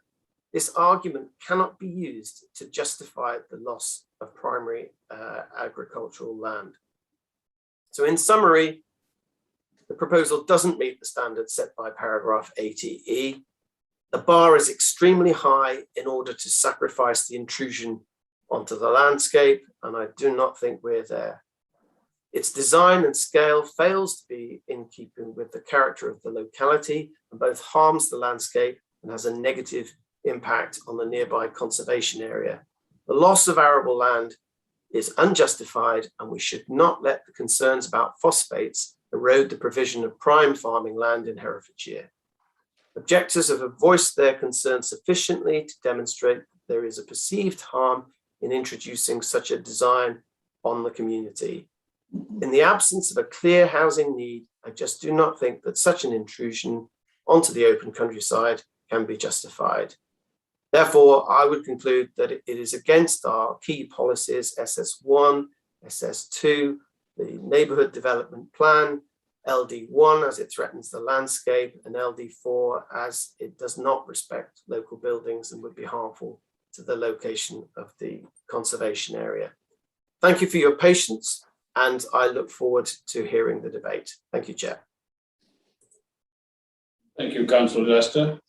Now we open it up for debate. I have got a Councillor Milne. Yes, thank you, Chair. Well, as the ward councillor says, this application hinges around NPPF paragraph 80, and specifically clause E. Paragraph 80 is a very interesting paragraph in the NPPF because it derives from the 1996 PPG 7 policy, which was introduced by John Gummer, who was then Environment Minister under the Major administration. And it's still known today as the Gummer Clause. And it's this, at the time, still remains very controversial idea that Gummer had that you could make an exception for houses of truly outstanding quality. And as the ward councillor says, it is a very high bar.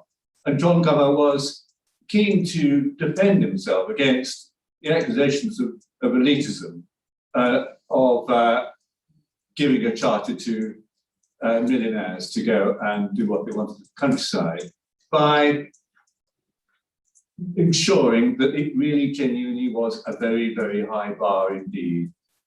And I read this report from May, the design panel, West Midlands design panel, and it is full of reservations.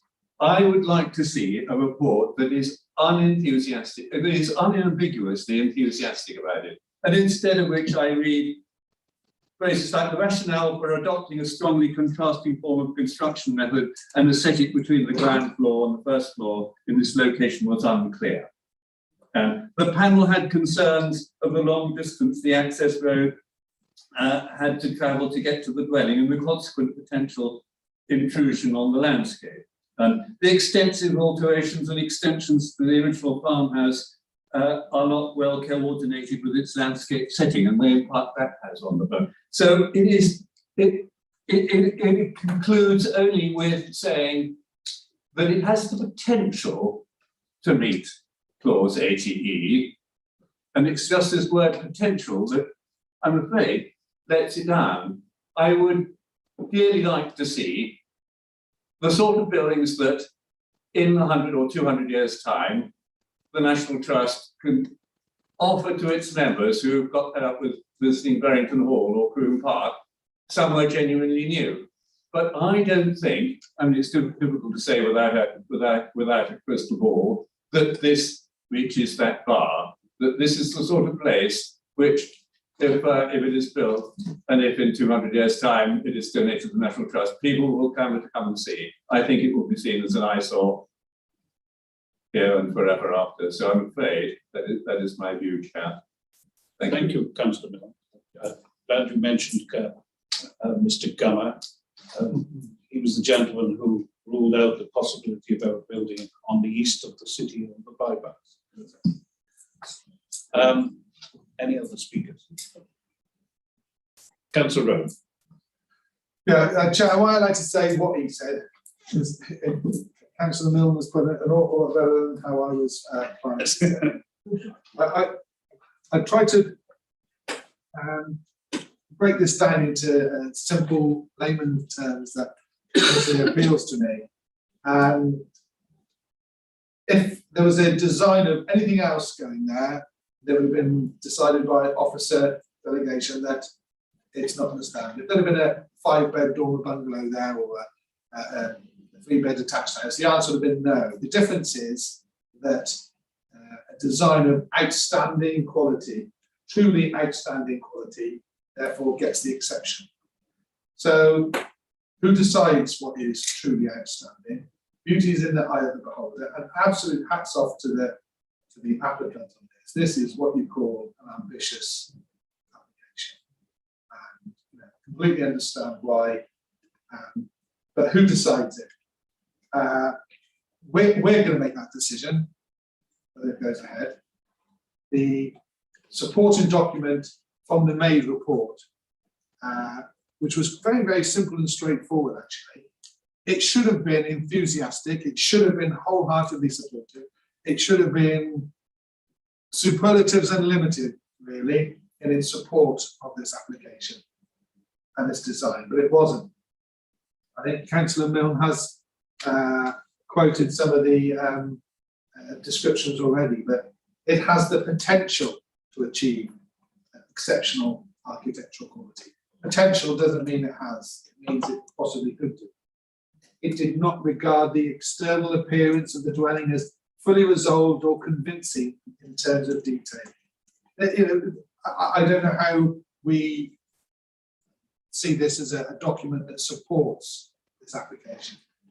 Architectural treatment was thought to be not yet fully resolved. But if we're going to make a decision about this very, very large development in a totally rural area, and we need something which is an awful lot stronger than potential and convincing. So I interpret the report, and especially these highlighted parts, as falling short of what is required to demonstrate that this application is unique and truly outstanding. Once again, I'll take my hat off to the fantastic proposed use of new technologies on a passive house design, and maybe something like this scaled down could be used as an exemplar.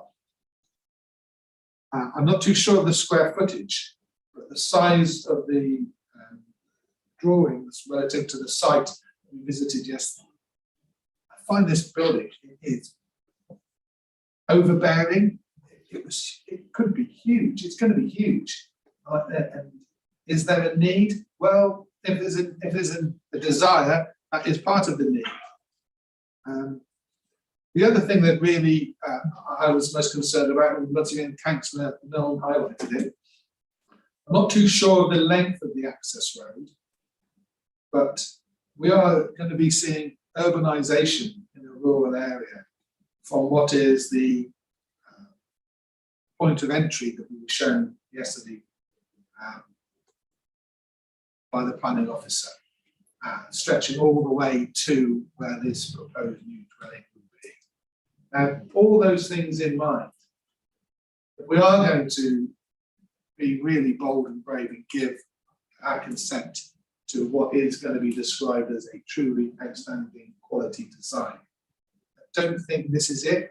I don't see it. I sit on a planning committee, and there are probably people thinking, what's his qualification for seeing that? And the fact that I'm on the planning committee is my qualification, put here by the people of Red Hill. Now, I cannot support this application as is for the reasons I've stated, so I will be voting against opposite recommendations. Thank you, Councillor. I would also point out that the panel, the design panel, are made up of architects. Councillor Selden.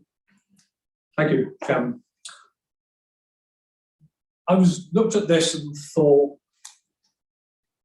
we do have similar properties that I've voted for in Cradley, where a similar kind of radical design has been built and successfully built into a hillside, Cradley.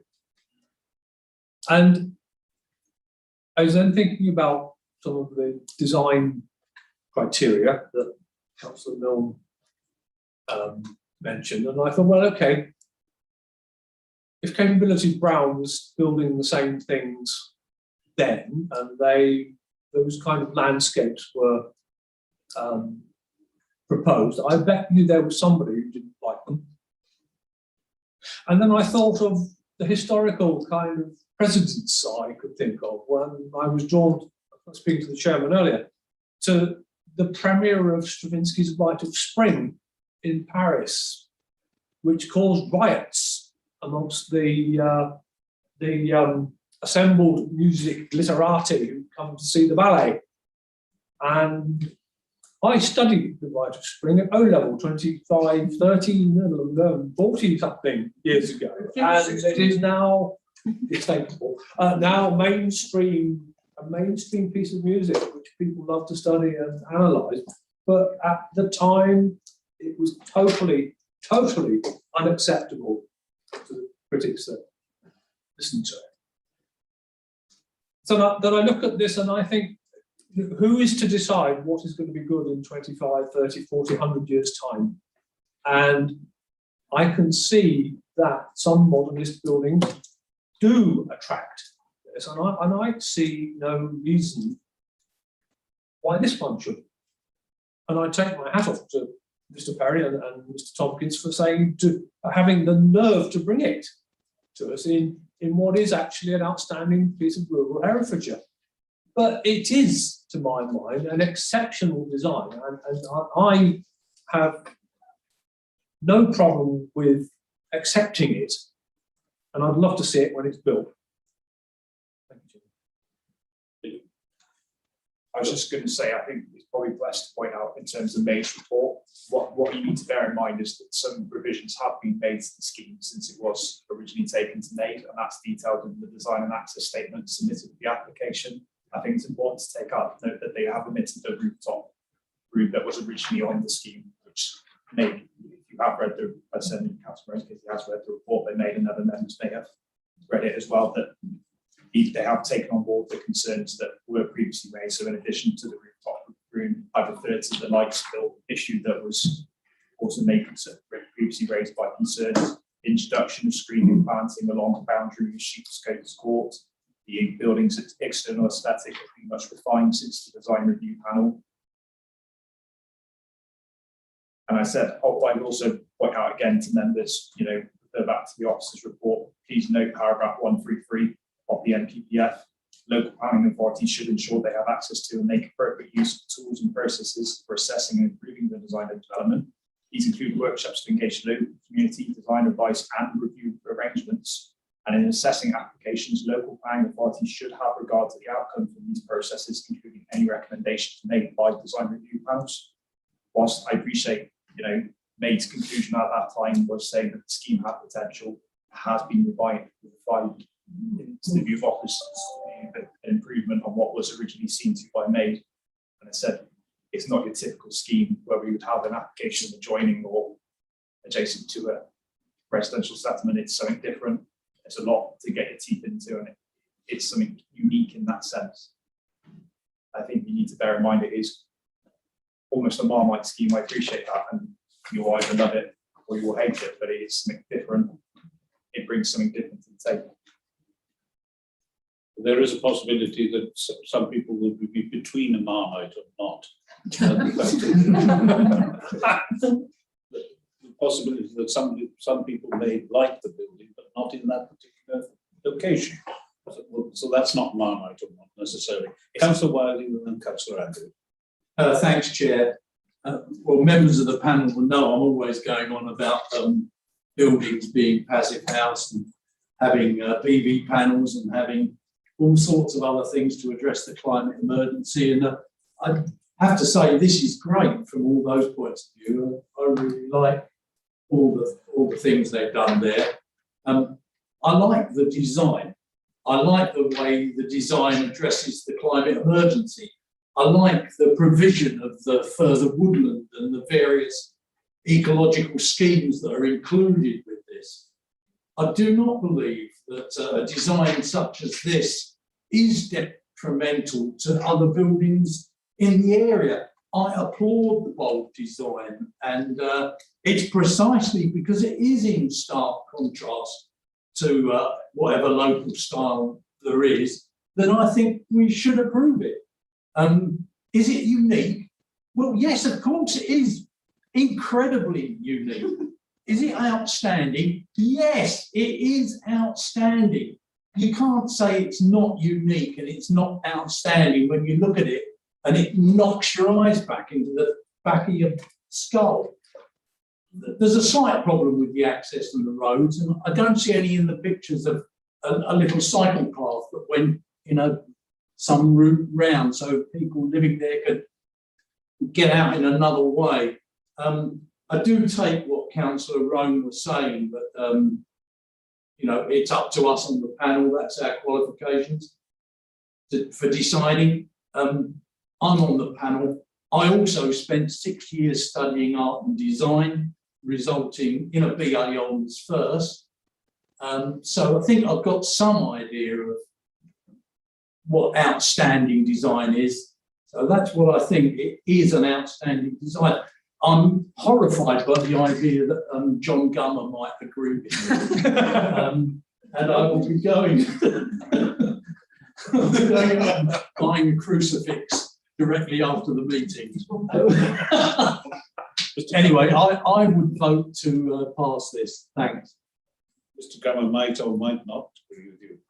No, what I know of Mr. Gummer, he probably wouldn't. He had something totally different in mind. Councillor Andrews and then Councillor Marsh. Well, thank you, Chairman. I think it is truly a very original design and very interesting one. But I have to say, I think it's in the wrong place. It's an open type design, which we would not permit otherwise.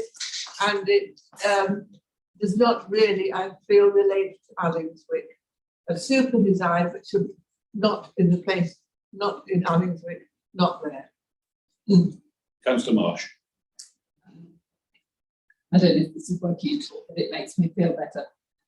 I find myself in an interesting position because, yes, I personally am very impressed that a local entrepreneur who employs lots of people and presumably has quite a lot of money wants to invest it in what seems to me a very interesting and ecologically sustainable way. And we very much appreciate many of the buildings. We have many historic buildings, many large land holdings, and I think some of this is visible from a public footpath. The British public are obsessed with overblown designs, as we all know from the huge success of Grand Designs and a lot of other building programmes. And I think it would provide a level of interest for walkers. I like that it is so very positive about biodiversity. And I understand that Jeremy knows more than I do about design. I'm glad to hear there have been some concessions made, but on balance, I think it's a positive scheme. Councillor Summers. After the site visit, mostly what I could think of was agriculture land, how much we're going to lose from it. And, you know, I'm not sure that planning should be about design. It should be about design, but not the reason to put a house somewhere where you couldn't build a regular 3-bedroom house. Because if it was a 3-bedroom house, it wouldn't be accepted, and we all know that because it's on rural land and agriculture land, and that's getting scarce. And it was all plowed up and ready to plant. So I have difficulty with that. So you know, putting just because it's got a fancy design, etc., does that mean that we should overrule the countryside? I don't know. Thanks. Sorry. I would say it is said in the report that the agricultural land classification of the site is grade 3, so it's sort of not, I said, prime agricultural land, and to achieve the nutrient neutrality, it's taking that agricultural land out.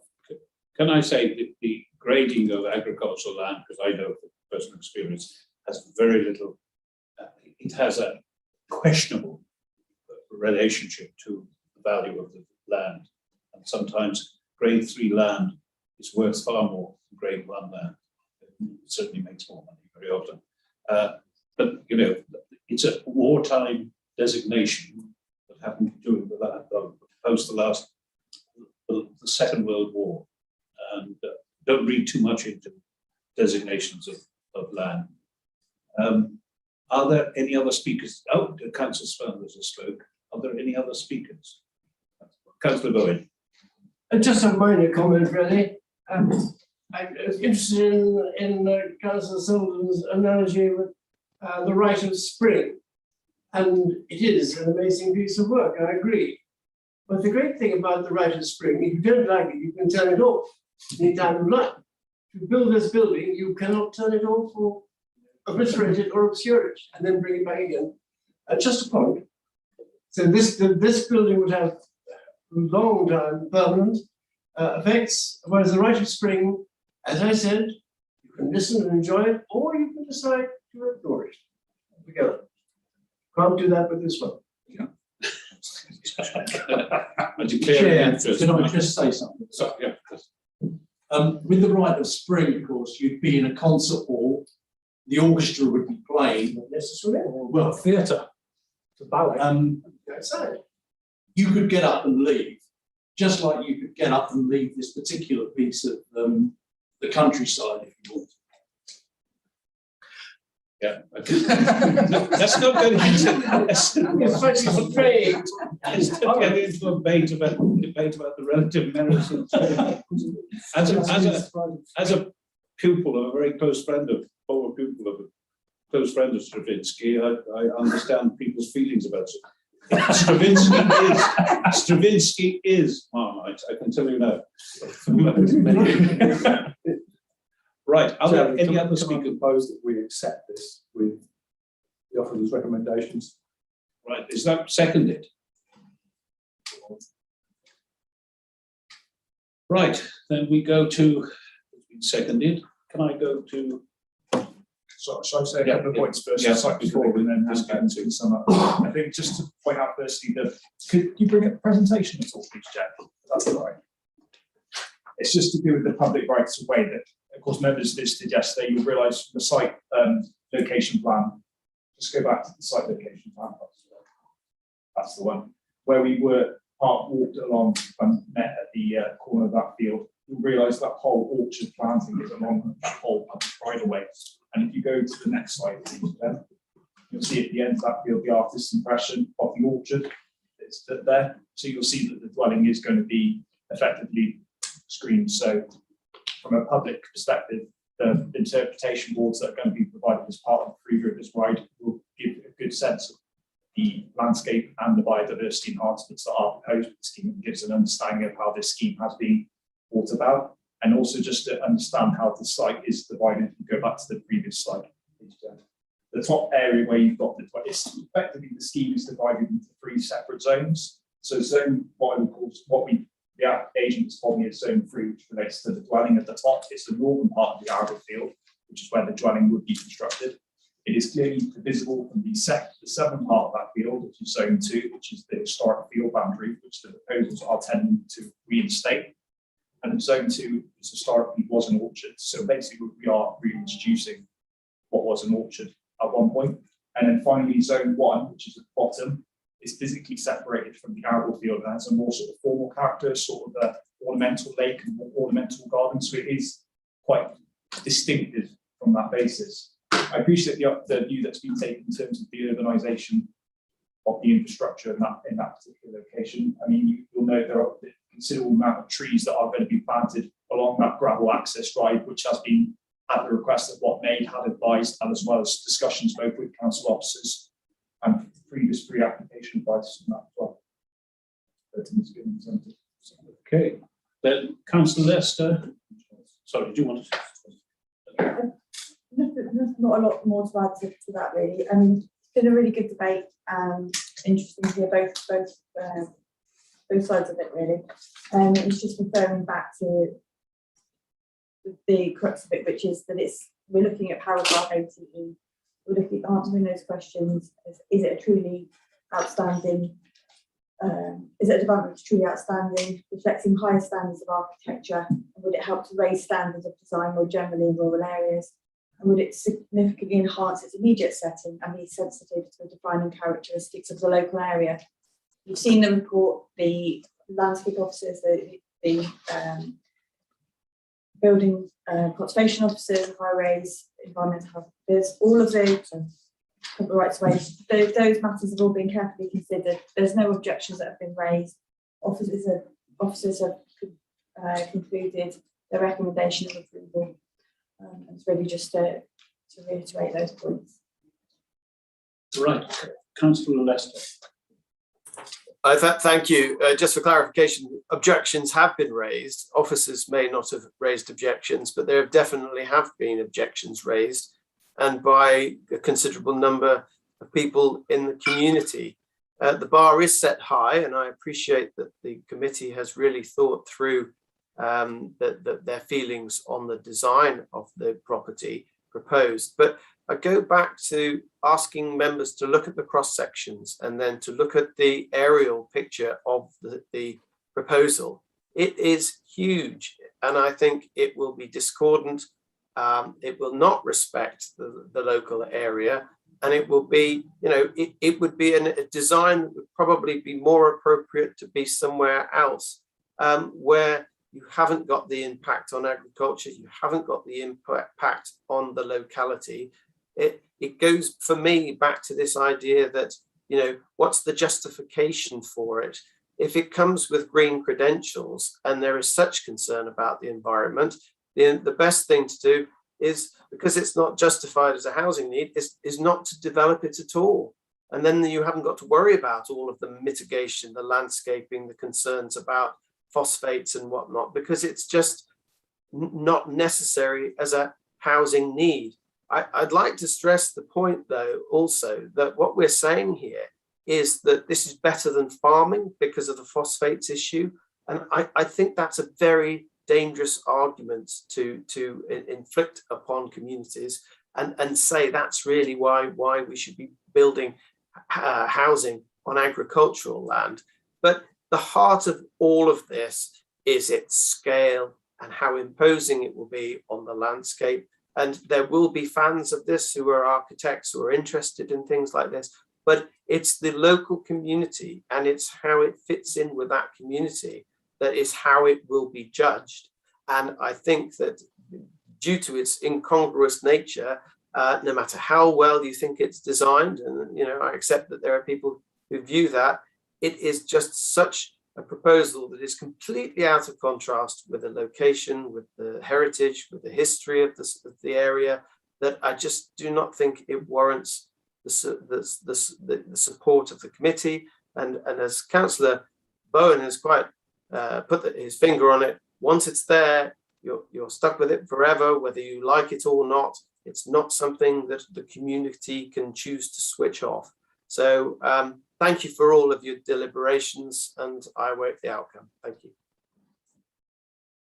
Right, we have a proposer and seconder for the give ground plan permission as outlined, with conditions as outlined, and see in the officer's report.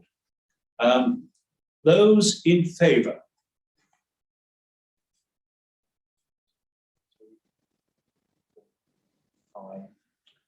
Those against? 5, 6, 7. 7 against. Right, David. Okay. That has been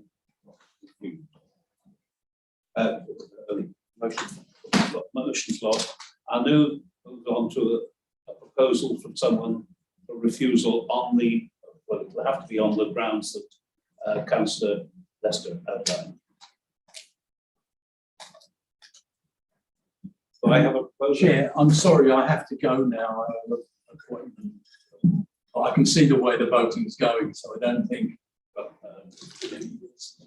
Yeah, all right. Yeah. Well, that's your decision. Sorry, but well, propose an the alternative. The approval has been refused.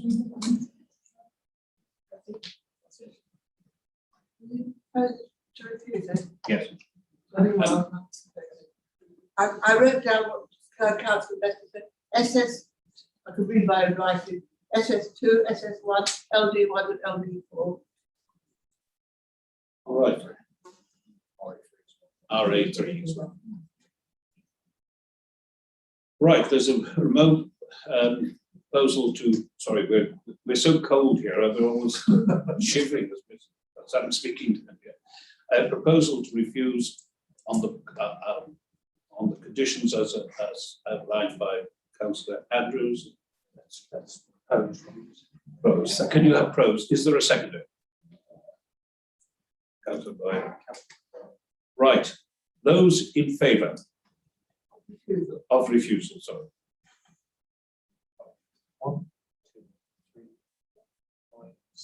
So, those against? 1, 2, 3.